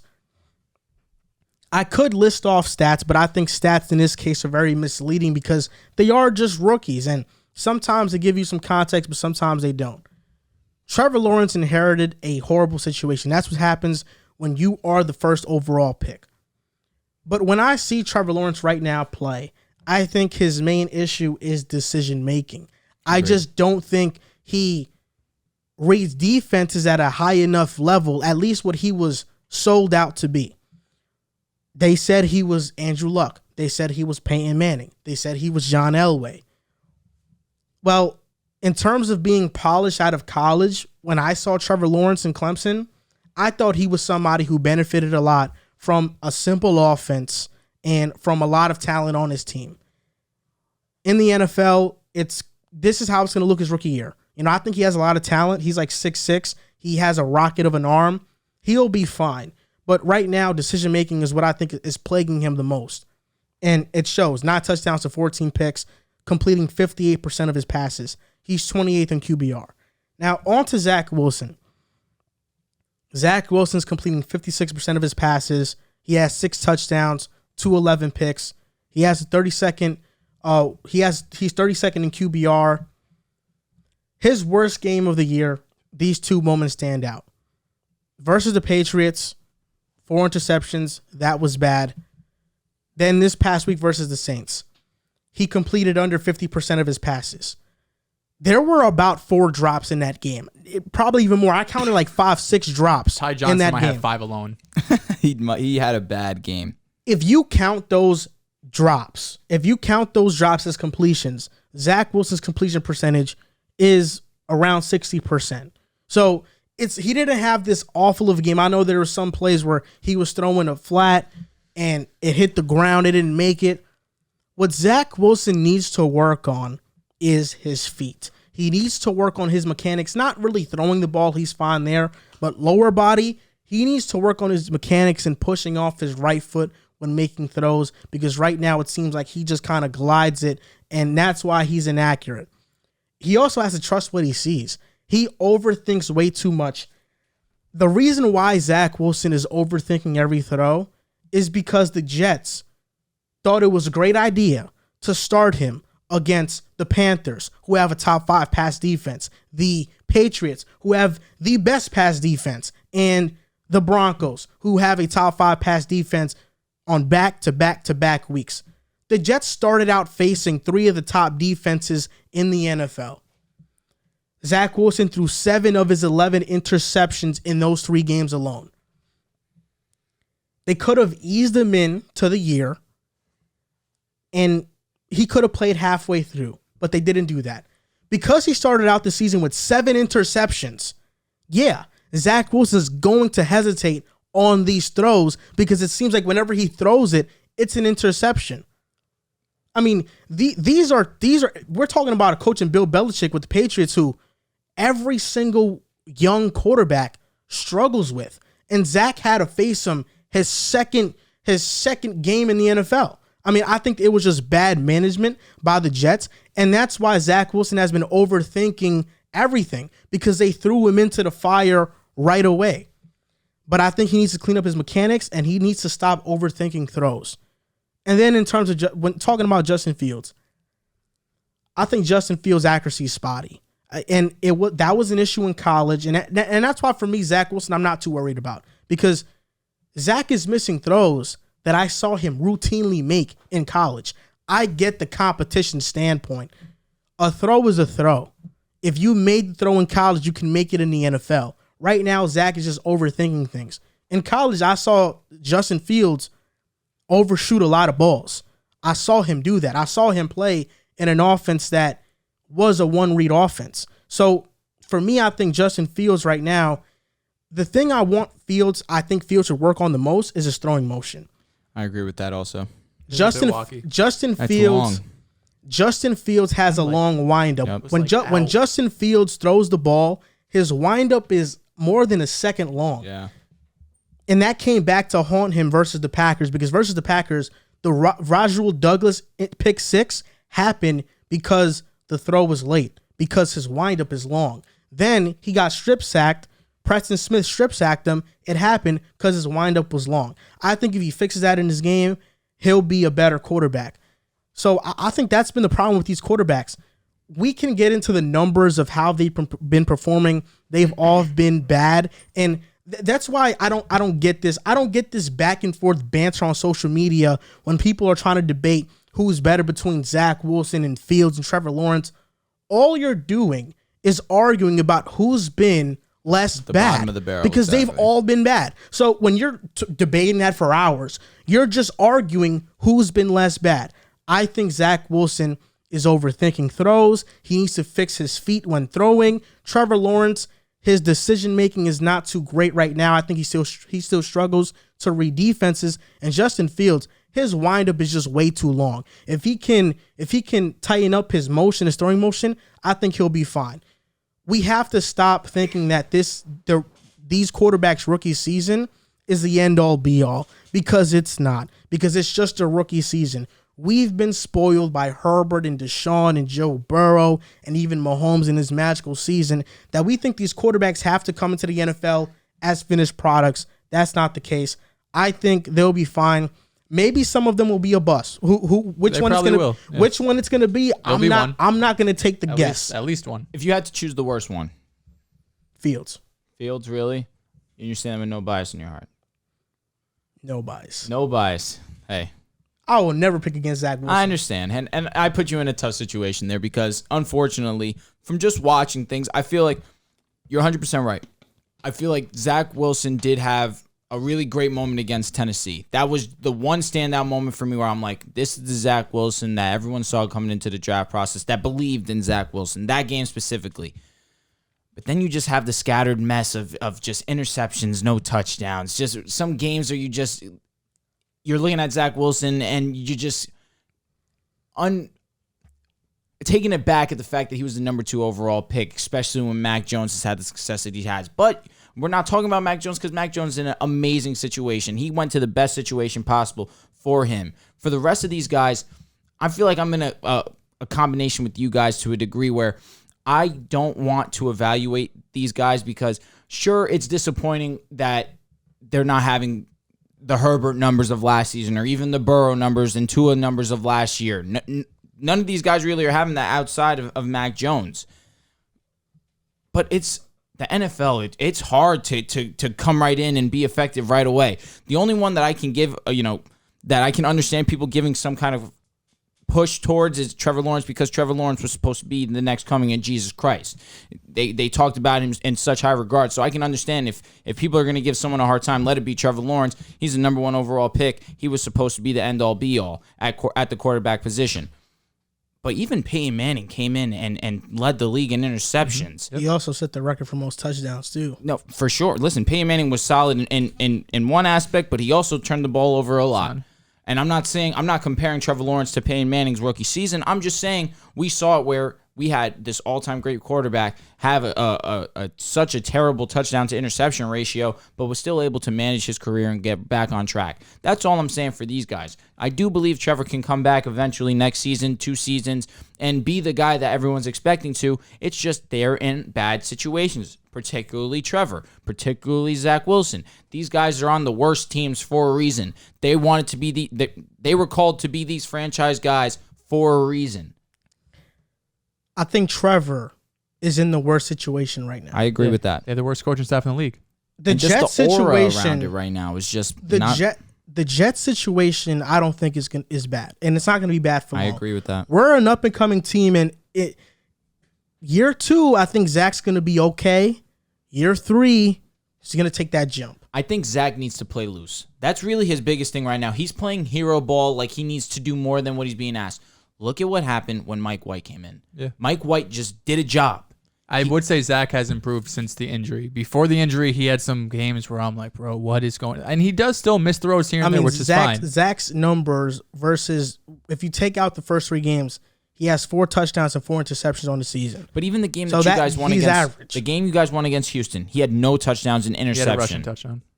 Okay, fair enough. That being said, I want to see him. Fair. The rushing touchdown. No, I agree though. Yeah, I don't 0 touchdown because 4 touchdowns and 4 interceptions in how many games? Because we're taking out the first 3. He missed 3. So Houston's defense is not that good. No, it's bad. You had no passing. I agree. You had 14 I agree. completions. I didn't feel great about that. I will say this. I just think there needs to be more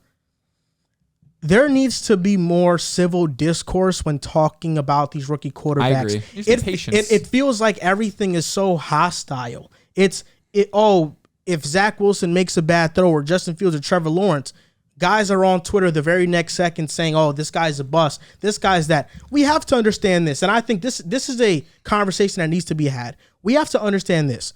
These guys are 21, 22 years old. Some of these clowns on Twitter that are posting them are older than them. Yeah, these guys are 21, 22, had to adjust to living in a new city, having a new job that is 100 times harder than the job you previously had, and they are burdened with the obligation and responsibility of carrying an entire franchise that has been dysfunctional for years. If you think this guy's not going to be good, okay, whatever, it's your opinion. But to have such hostile conversations around these guys and actively root for them to fail is kind of disgusting. It is. And that's where I think I draw the line in it, because I can critique Justin Fields. And same thing with Tua. Like, I can critique Tua.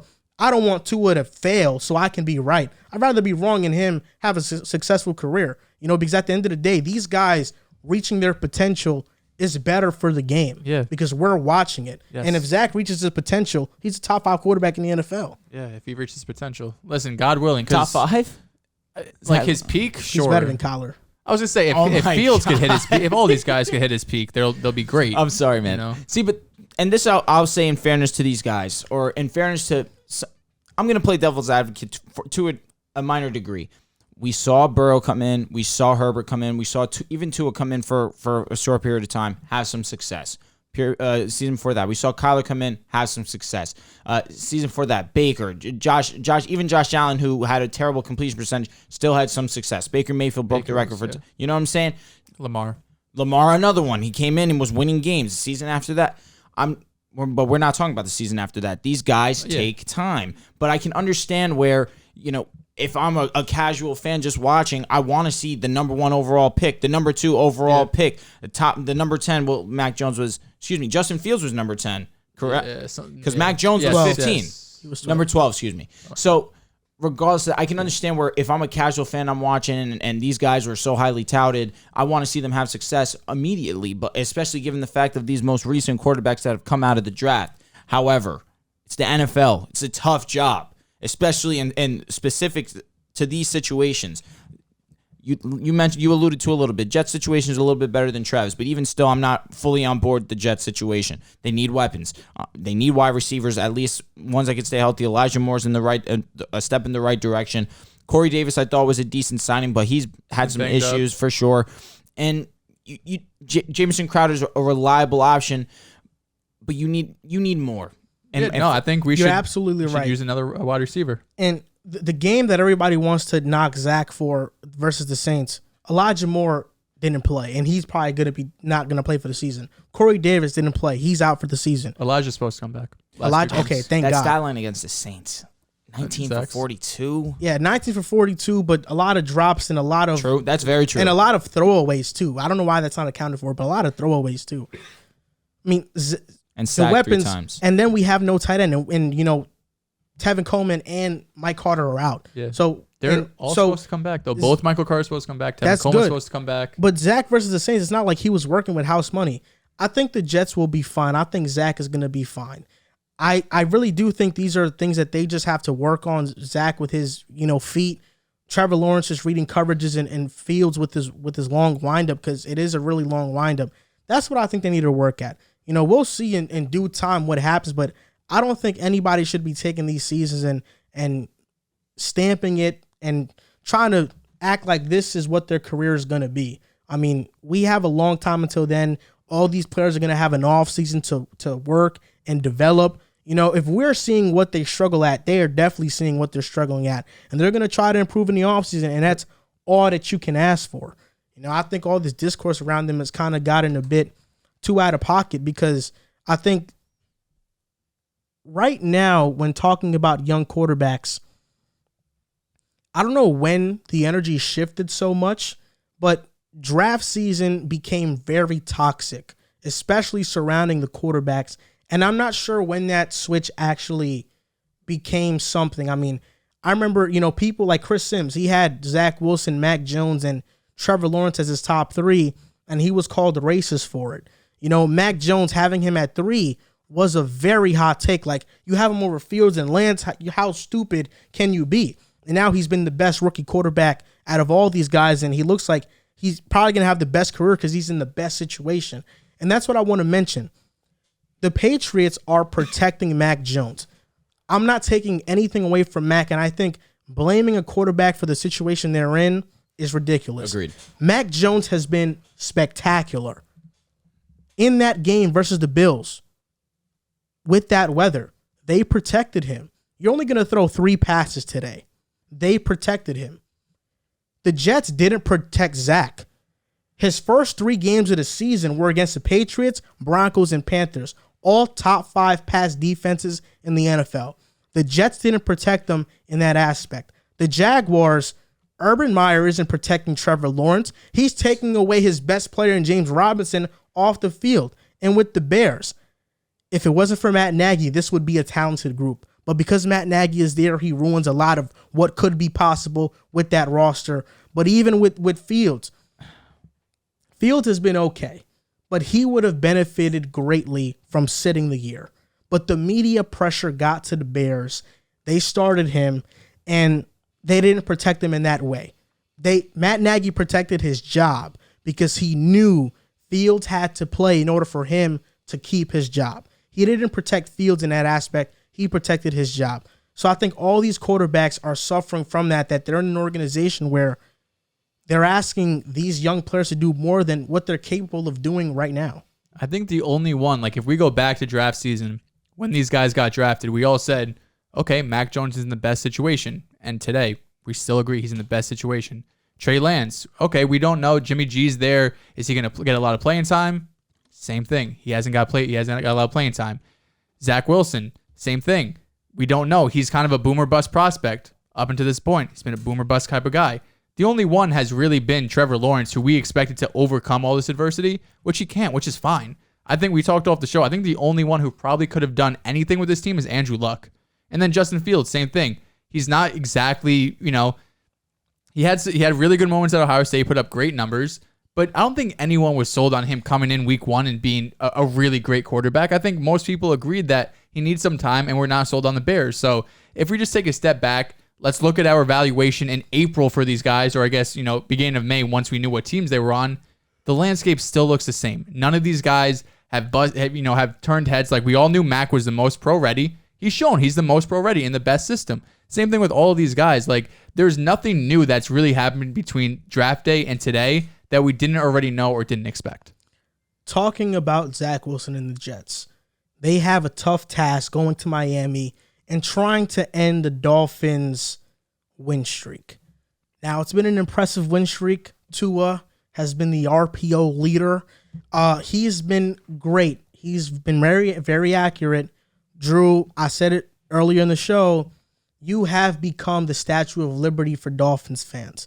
If you're listening, Dolphins fans, right now, and if you're watching, Drew is viral on TikTok right now because he put Tua in names. He put Tua in a group with names that a large majority of the population doesn't think he belongs in, but Drew believes it. I do. And right now he's getting a lot of hate for you guys, for Dolphins fans. Yeah, I'm getting some love too. Yeah, you know, it's the internet. You take the good with the bad. So Drew, I'll let you start. All right. Do the Jets have any chance of ending the Dolphins' win streak?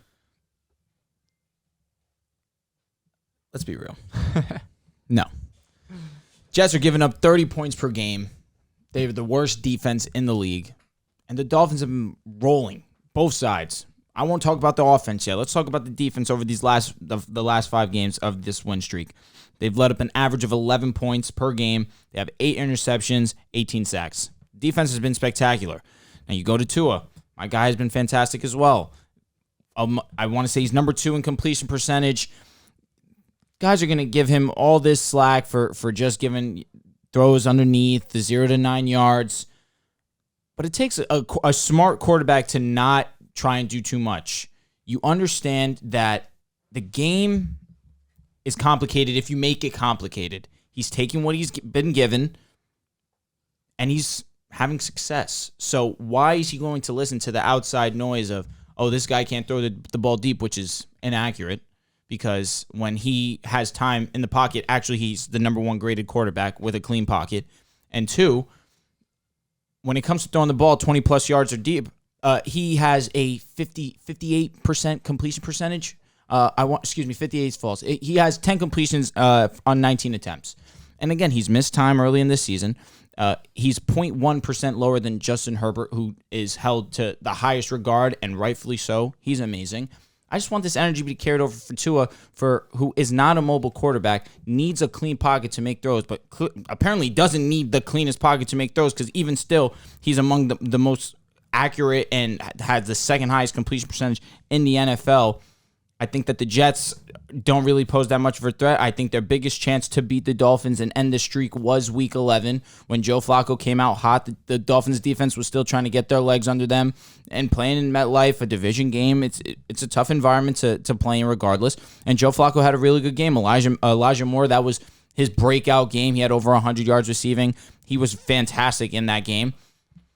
And I think that was their best chance to end the Dolphins streak. I think right now, Dolphins understand that they have something special in their grasp that they could really obtain. 1-7 to start the season, 5 in a row, could be 6 after this weekend. Maybe we see injuries take a toll, COVID taking a toll on these guys at the bottom of the AFC. The Browns have half their roster missing right now. You have the Ravens, who are slowly but surely going to creep out, given the fact that they have so many injuries to their squad, and who knows if Lamar Jackson's going to be able to play this Sunday or however long he's going to be out for. I know he's day-to-day right now, but you never know. They might think that they have a spot secured, and they might think, let's hold Lamar out, and that could be the downfall of them. I don't see that happening, but it's a possibility. They have been playing very, very good ball, and it's in unison with one another. The defense is playing off the offense is feeding off the defense. And I don't see the Jets being the ones to stop it right now. I get it's a division matchup, but they're going to be in the Hard Rock. It's going to be rocking in there. Dolphins are going to come out on fire. Tua is going to continue to be the guy that he's been. I expect to see a few shots taken, especially with the fact that Jets defense has been giving up so many points. Not if Big Q's there. I saw he's questionable. He should play, though. Okay. That being said, I really have no doubts. Gesicki's going to have a big game. I didn't even have to say my boy Waddle because that's a given. I'll give credit to your boy Bryce Hall. He held him to under 35 yards, but last game he had 60. I think he had 6 receptions, 66, but he had a touchdown. I still expect him to have an impact. If Gaskin plays, I don't know if he's going to be able to play. I think he has COVID. I'm not sure if he's going to be able to get cleared in time, but I want to say their running back right now is Duke Johnson. Duke Johnson's going to be serviceable enough to Ahmed's that it's not. I don't think Ahmed's going to to be the guy. Last I saw, Duke Johnson was there, but Ahmed might be. Who knows? Either way, I don't expect the run to be the reason why they don't win this game if they happen to lose. That's not going to be an issue. Tua's going to play great. The defense is going to continue to play great, especially with the way the Jets offense have been playing recently. No disrespect to y'all. Much love. Yeah. They've just been so up and down and mostly down. I just expect the Dolphins to keep rolling. I think a lot of what you said is right. You spoke a lot of truth. You spoke a lot of facts. And the Dolphins beating the Jets is right on cue because they've only beaten bad teams all season. So this is a game that they typically win. They don't beat good teams, but they beat the bad ones outside of the Jaguars. And what about the Ravens? They're not a good team. It's nice to right. Oh, That's an injury-riddled team. Yeah, they're okay, I guess. Minimize a good team. That's all right. I guess I'll put be the narrative. That's a good one. I'm cool with it. It's a good one. The Dolphins are favored by -8.5. Listen, they should win this game. This should be a cakewalk for them. The Jets, Corey Davis is out. Elijah Moore. Maybe we get back Tyler Kroft. Who knows? Does he even impact the game? I don't know. Mekhi Becton. But then on the Dolphins side, Javon Holland might be out. Gaskin and Phillip Lindsay, the running backs. The Dolphins should win this game. I don't think the Jets are going to stop the RPO-heavy attack that the Dolphins possess. And the Tua's the best RPO quarterback in the NFL. Like, he is the best quarterback at making those reads, at reading one guy and throwing it here, even if it is 4 yards. Shots. No, they're like very light jabs he gives. Even it's very light jabs. Annoying because he understands the O-line sucks. He knows this. He's just trying to be a clown, which I can understand. I'm just saying, Tua, he is the best RPO quarterback in the league. And despite the Dolphins' big-time win streak, 5 games, that's awesome. But we know. He kills me. We know it's misleading because they haven't beaten good teams outside of the Ravens. Their entire win streak has been made up of lollipops and cupcakes. That's what it's been. And Tua, is the most accurate quarterback. Yes, he's second or first in completion percentage. He's second. Tua is second in completion percentage. And I'm seeing his name brought up with all-time greats that have had the same feat over the course of a couple of games. But I don't know if those all-time greats over the course of 4 games only threw 2 passes over 20 yards. That's what Tua's doing. 43% of Tua's completions are on throws 5 yards or less. And he has the most passing yards on RPOs in the NFL at 447. His completion percentage is misleading. There's no doubt about that. You said the same thing about Kyler, and Kyler Murray has continued to take shots over the top and be successful whichever way he wants. He takes more shots than Tua. Because he can. Tua has been good. And I say this every single show, and Dolphins fans, they love to think I'm just hating because I'm a Jets fan. You are. One thing's for sure. You're a Jets fan. One thing's for sure.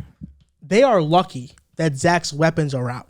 Because if Zach's weapons were in, you'll see who's the real highly touted prospect between the two, between Zach and between Tua. That's for sure.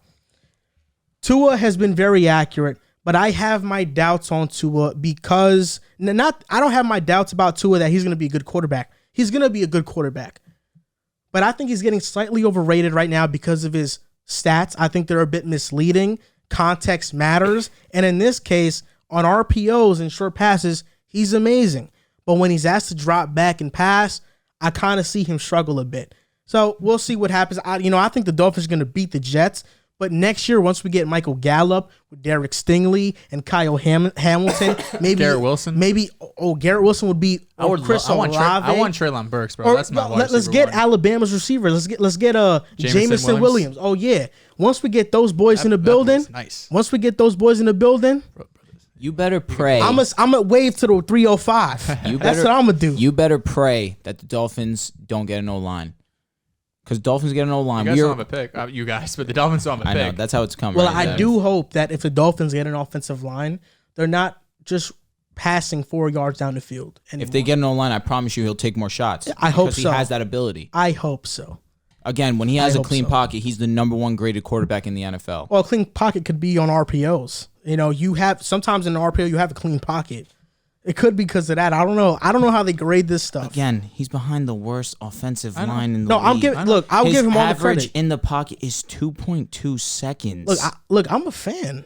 No, you're not. You're not a fan. I'm a fan. I'm telling you right now, Finn Nation and I do not welcome you into this fanhood. You're not allowed. I'm a fan. I think what Tua's doing has been amazing. Condescendingly on Tua Tagovailoa and what he's done this season. I think what Tua's been doing is amazing. How can you be this efficient with no offensive line throwing 3-yard passes? I don't think another quarterback couldn't do that. Not at all. He couldn't do that. I don't think so.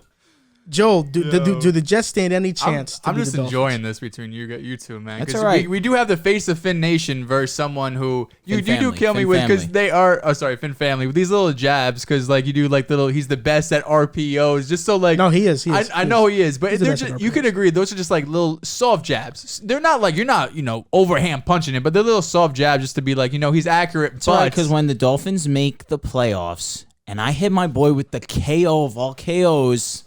The Dolphins are not making the playoffs. I was gonna say let's real quick look at the Dolphins schedule versus season. I told you they could win out. Their Jets, hardest Saints, matchup, Titans, Patriots. The hardest Even matchup is if they win the out, Patriots. they probably don't make the playoffs. You have 6 wins. 10-7. 6 wins. You're beating the Jets. Yes. Saints on the road. They on the road's going to be tough, but the way that the Saints have been playing, I don't know. This is looking like an 8-win team. Because between the Saints, Titans, and Patriots, you take 2 or 3 from there. It depends on if the Titans are going to come back healthy. I do think they could beat the AJ Titans. should be back by then. That's week 17. The way the Dolphins defense has been playing, no Derrick Henry, I'm feeling good.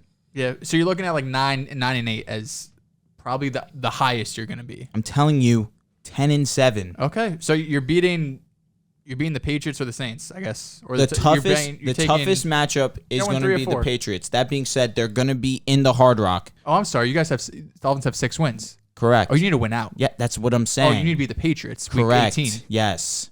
A little what's it called? Revenge from last season, or I guess that's 2 years ago now. That was Brady. To answer the question, you guys hit on a lot of points, but a blind squirrel finds an acorn every once in a while, right? You taking the Jets? Oh hell no, I'm not taking the Jets.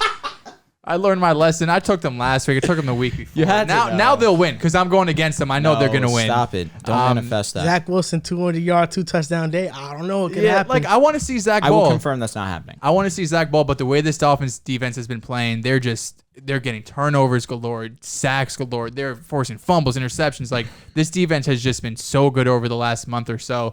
And the way Zach Wilson, this offense has been playing, I can't imagine they go into on the road in Miami, and they're going to be able to put up, a real competitive game. You mentioned 8.5, so Vegas is telling you, like, we don't expect this game to be relatively close.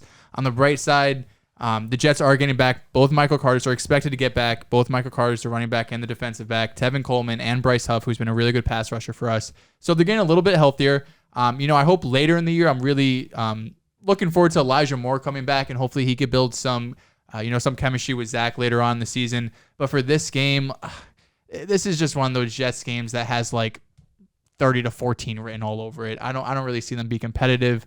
The Jets are a year away from being a year away. So let's give them a couple years. Hopefully Saleh could figure out this defense. I have all the faith in the world in LaFleur, and it's the defense, and can Zach really turn into this highly leveled QB that we expect him to be. I just want to see Zach have a clean game. I don't have high expectations for him. He has a clean game. What's a clean game? Happy. 1 interception? No, a clean game is 0 interceptions. Okay. Oh, I want him to have a clean game. The way the Dolphins have been turning the ball over, it'd be a lot to ask of him. And the way Zach has not been turning the ball over, he could do it. I mean, do an interception. The Saints are a better team. The Saints are a better defense than the Dolphins. As of recently, bro, the Dolphins have been one of the best in the league. And their secondary is spotty. The Saints. Saints? Yeah. Marcus Lattimore? Marshawn Lattimore? Yeah, I understand what you're saying. They really haven't been playing great. Against the quarterback, they're 30th right now.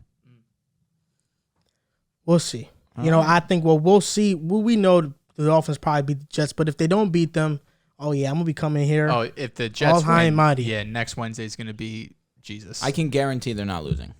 All right, put your stamp on it. Drew's guarantee. Not too many episodes Drew's ago, locks.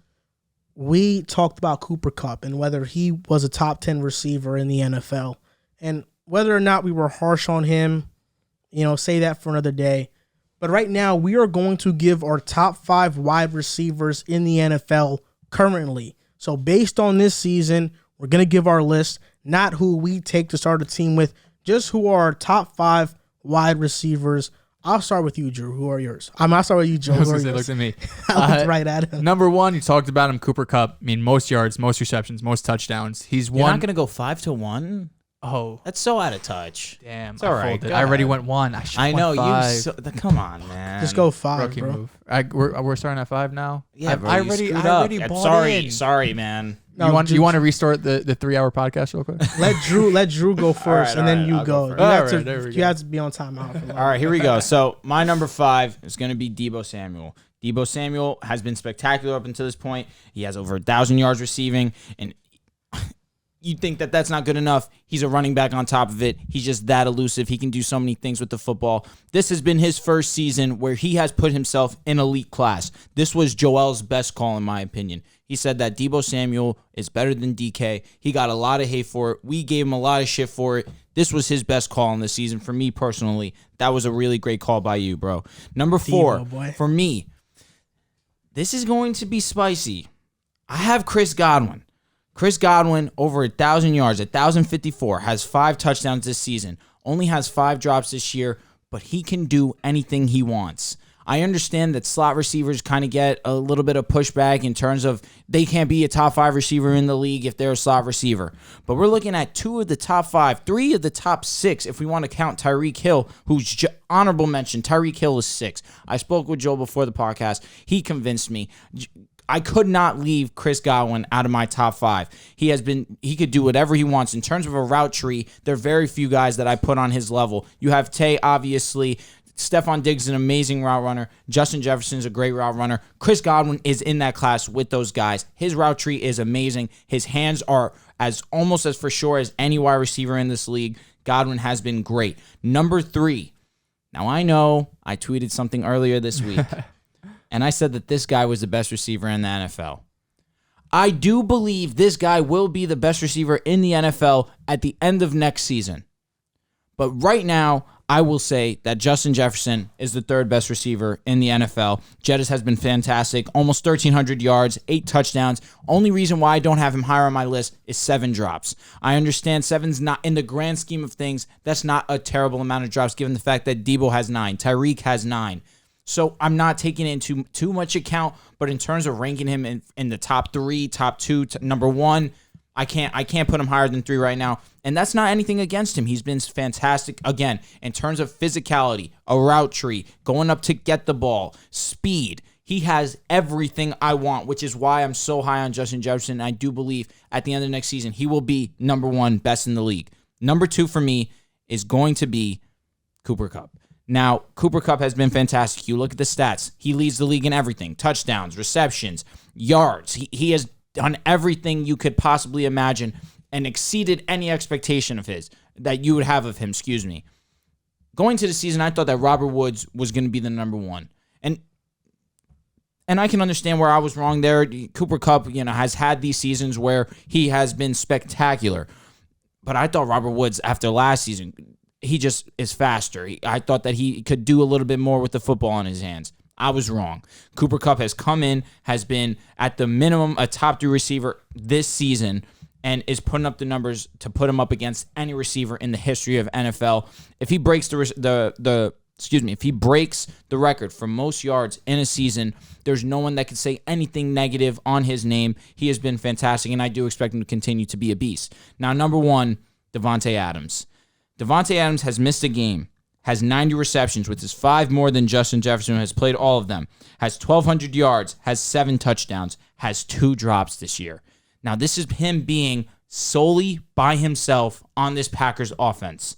And this is what the Packers offense, whose O-line does not even have its main guy in David Bakhtiari, lost Corey Linsley.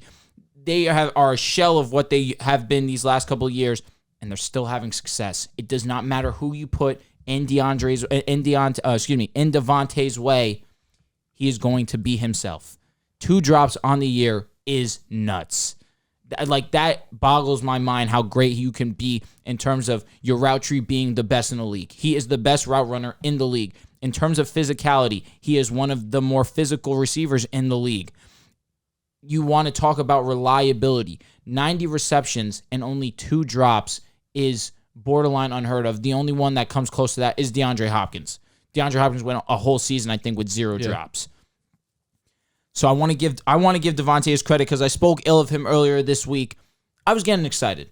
I was on Instagram. I was watching Jetta's highlights. He looked unbelievable. Just anything he wanted to do, he could do. That's how effortless he looks on the field when he moves. But there's nothing wrong with being 3. And I do firmly believe that at the end of next season, given the way that he's progressed, given the fact that over the first 2 seasons of his career, he is the league leader in receiving yards, that only allows me to think that he's going to continue to grow upon the success he's already had early in his career.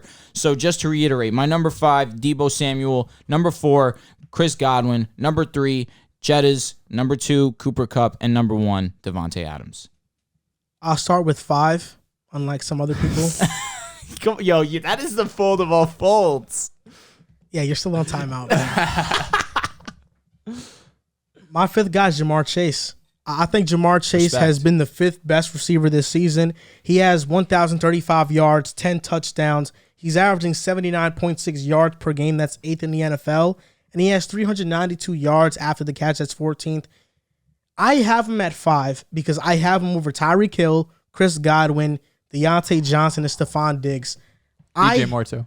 Yeah, him too. Yeah, you're right. Thanks for that. Got him. I have him over those other guys because Jamar Chase leads the NFL in drops, but he's still 2nd in touchdowns and only has less he has 30 less receptions than Tyreek Hill and Godwin, but has more receiving yards than Tyreek Hill and only 20 less than Godwin.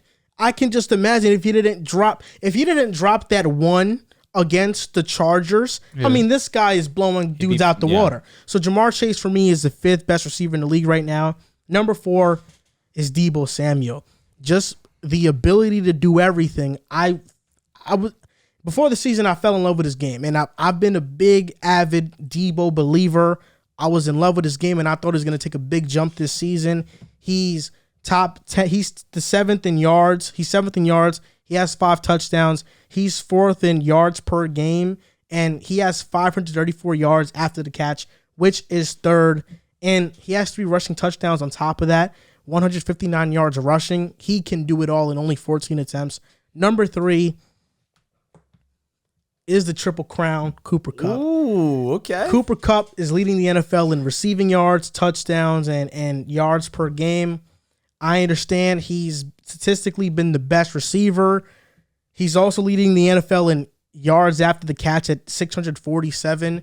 Cooper Kupp has been flat out amazing, but he has 300 plus snaps in the slot, and all these guys have less than 150. He has 100 snaps on the outside. All these other guys have 300 plus. So Cooper Kupp, a lot of his damage has been in the slot. That to me, I knock that a lot because I think you're not the primary X guy. That's why I have him at 3, but he's been phenomenal. Number 2 is Justin Jefferson. 2nd in receiving yards, 1,288, 8 touchdowns, 3rd in yards per game, 400 yards after the catch. That's ranks 13th. He's number 2. And number 1 for me, easy, Devontae Adams.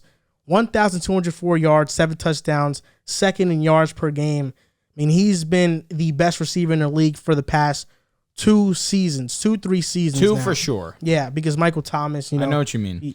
He was amazing. DeAndre, no doubt you have to look at him every single year. So going from 5 to 1, my top 5 receivers this year in the NFL have been Jamar Chase at 5, Deebo Samuel at 4, Cooper Kupp at 3, Justin Jefferson at 2, and Devontae Adams at 1.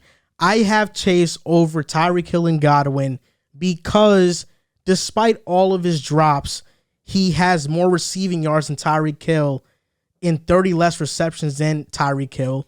And he only has 20 less receiving yards than Godwin in 30 less receptions. And he has 10 touchdowns on the year. Can I just ask who do you have 6 and 7? Do you have Tyreek at 6? Do you have Godwin at 6? I really didn't make that list. Okay, off the top of your head. I would say Godwin. I respect Godwin that. was the one I had to take out for Jamar Chase. I'm cool with that. It was weird because Jamar Chase, like the first 7-8 weeks of the season, he wasn't dropping anything. Like he was borderline flawless. And then these last month, 6 weeks or so, he's really just. You know what I heard? I heard that Auden Tate came back to practice. You word, yeah, definitely. He came back to practice, and Jamar Chase looked and said, he's looking over his shoulder. It's my replacement. He said, this guy's looking good. I'm surprised you had. Honestly, bro, it took me like 30 seconds until I was actually convinced you were dead ass about having Chase at 5. I thought you were fucking with us. Do you know what's crazy? What? Auden Tate has a whopping 3 receptions this season. Ooh. Breakout player. Bro has come out on fire this year. I think those receptions have been in crucial moments, and he's done what he had to do. You know what, man? I gave him his credit for his best take. I'm going to give him his credit for his worst take. Here it is. Yeah, that was Auden Tate. That was bad. Jamar Chase. Auden Tate's a good receiver, bro. Bro, he has 3 catches. I don't care what he has. Catches. I think he's a good receiver.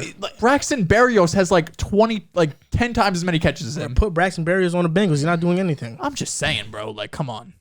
I do agree. You got 3 solid guys at the minimum ahead of him. He was on the team last year. They had 2. And Higgins was a rookie. And he had, let's see, how many receptions did he have last year?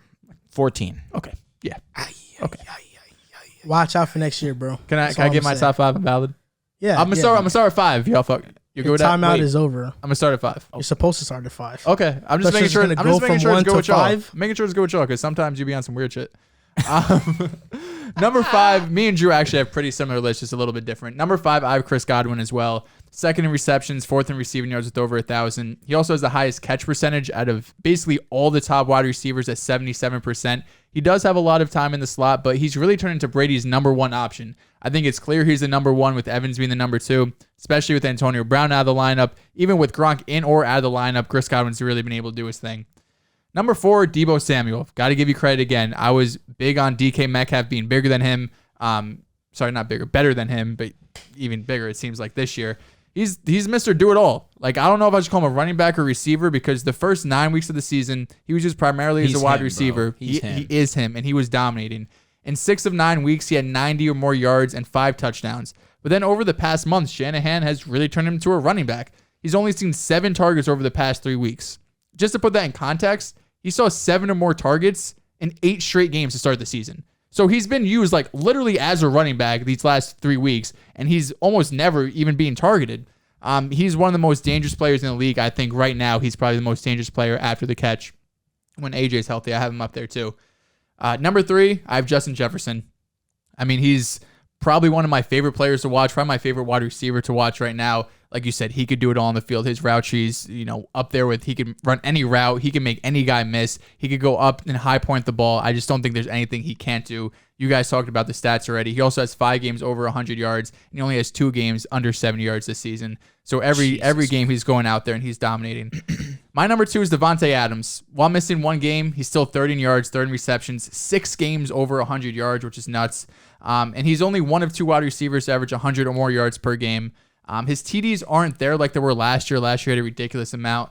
But he still has 7, which is top 10 in the NFL. And number 1, I can't believe I'm the only one who has Cooper Kupp number 1. I got him too. I understand, but still, like he's having a historic season. Most yards, receptions, touchdowns. One of 2 wide receivers have 20 plus yard catches of 20 or more yards. So one of 2 receivers who have 20 plus catches of 20 or more yards. He's making big plays down the field. He's been the most impressive receiver. I mean, he's been this whole offense this year. The way I know we're talking about the Rams, they're making a playoff push. They're making a push for the number 1 seed. If it wasn't for Cooper Kupp, they would not be doing this. He's going to be breaking records this year, so he's number 1 for me. If they had Devontae Adams, would they be doing this? Yes. Sure. What about Justin Jefferson? Yes. Probably. Can I ask you a question?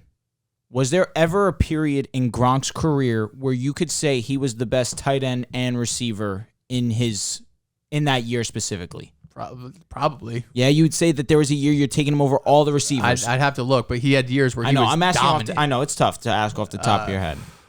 I mean, I'm thinking like off the top, like I'll ask you too. AB had some ridiculous years. You'd say no. No, not over. Which is why I can't put him over Tay. You know what I'm saying? Wait, what does Gronk do with Cooper Kupp? In the sense of how he's being utilized. Cooper Kupp is playing in the slot, kind of where he needs to block a lot. He needs to throw his body on the line. He's a great blocker. No doubt about it, and I give him his respect, and as is Gronk. Gronk's one of the best blocking tight ends. Gronk's also 270 and Kupp's 220. 100%. And that's where I will give a lot of credit to Cooper Kupp in that sense, where he is putting himself in versatile situations that other receivers not necessarily can do. However, the fact that he's lining up on the inside as much as he is, where you're not sure, is he on the line to block or is he on the line to get open in space? 9 times out of 10, you should be aware that, all right, it's Cooper Kupp. Obviously, he's in this position to catch a football. But that versatility allows the playbook to be opened up to whatever Cooper Kupp wants to do.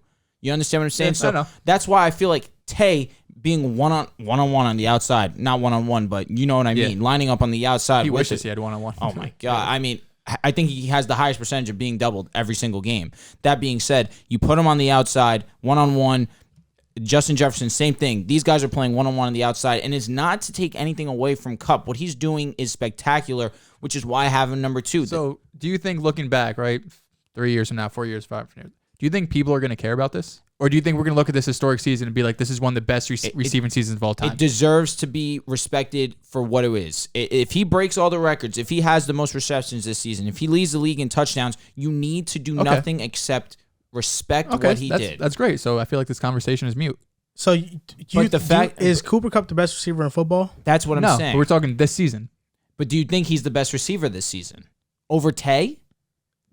We're getting very wordy here. I understand. No. Okay, that's fair. a very wordy question. I know. Do you think Cooper Kupp has been the best receiver in football this season, or is he statistically having the best season? Statistically he's having one of the best seasons ever. My list is about who I think have been the best receivers in football. I think Jefferson and Devontae Adams are better receivers this season than Cooper Kupp. And I'm not going to push back. I'm at 2 and 3. For him, you're right. As low as 3. That's as far as I'm gonna put him. Yeah. But he had hasn't. like 8 guys over him. Like he last has. week. You had him outside your top 10. Because that was a different question. That question. That's wild. Yeah. That question was, if I'm starting a team, who am I taking to be my receiver? But the fact that he can block allows me to see him in a different light. I don't know if it was taking a team over. I don't think that was the question. I think we were talking straight talent. Yeah, we were talking the question. Because if we were talking that, we would have had Jamar Chase in there, and which we did. I did have Jamar Chase in there. I don't remember. I Jamar threw Chase. him in. I know, and I couldn't take him. He did say Jamar Chase. It wasn't in the TikTok clip, at least. No, he wasn't. No, yeah, I had to clip it for a certain amount, but like that was more about, okay, who am I taking over him? Because DeAndre Hopkins this season has not been better than Cooper Kupp. Yeah. But I would probably take Hopkins next year over Cooper Kupp. Yeah, if you're telling me Hop's fully healthy. But this question is just who do you think have been the best receivers this year? Because that's very scheme specific. Yeah. Like if this is Sean McVay's scheme, okay, Kupp. But if we're just saying the average team with the average coach, yes, Hopkins. No doubt. So when Sean McVay's scheme, you wouldn't take Hopkins over Kupp? I mean, yeah, Hopkins is more talented. And we're seeing Odell come in and immediately have success. Yeah, I mean, McVay's a phenomenal coach. Yo, we didn't speak about Odell at all and him having a great game in terms of I give him a little shout out. I'm just saying, people love to disrespect him when he was in Cleveland, and now he's coming to the Rams, 3 straight games with a touchdown. Bro, Baker's I've been saying this for multiple years. Baker's just not him. Let me not disrespect. Guy. I know Muffins is probably listening, probably punching air. Probably not. He told me he doesn't. Really? Yeah, he told me he doesn't. Only when he commutes. This guy Muffins, man, I give him all this respect, all this love. Commuting's a big part of the That's true. I used to have to commute hours from Our school boy Steph to says work. the exact same thing. And you listen to podcasts instead of music? When I was driving, yes, but now that I work from home and my commute's a 10-minute ride to the now gym, you're on pick a side? It's music. Oh. Yeah. I mean, yeah. What do you listen to? Music wise? Hey Boogie, Herb, Dirk, Leroy, Baby Goat. It's a Baby Goat, man. What else have I been listening to? I don't know. That new Boogie project's crazy though. Young M.A.? Nah, got him.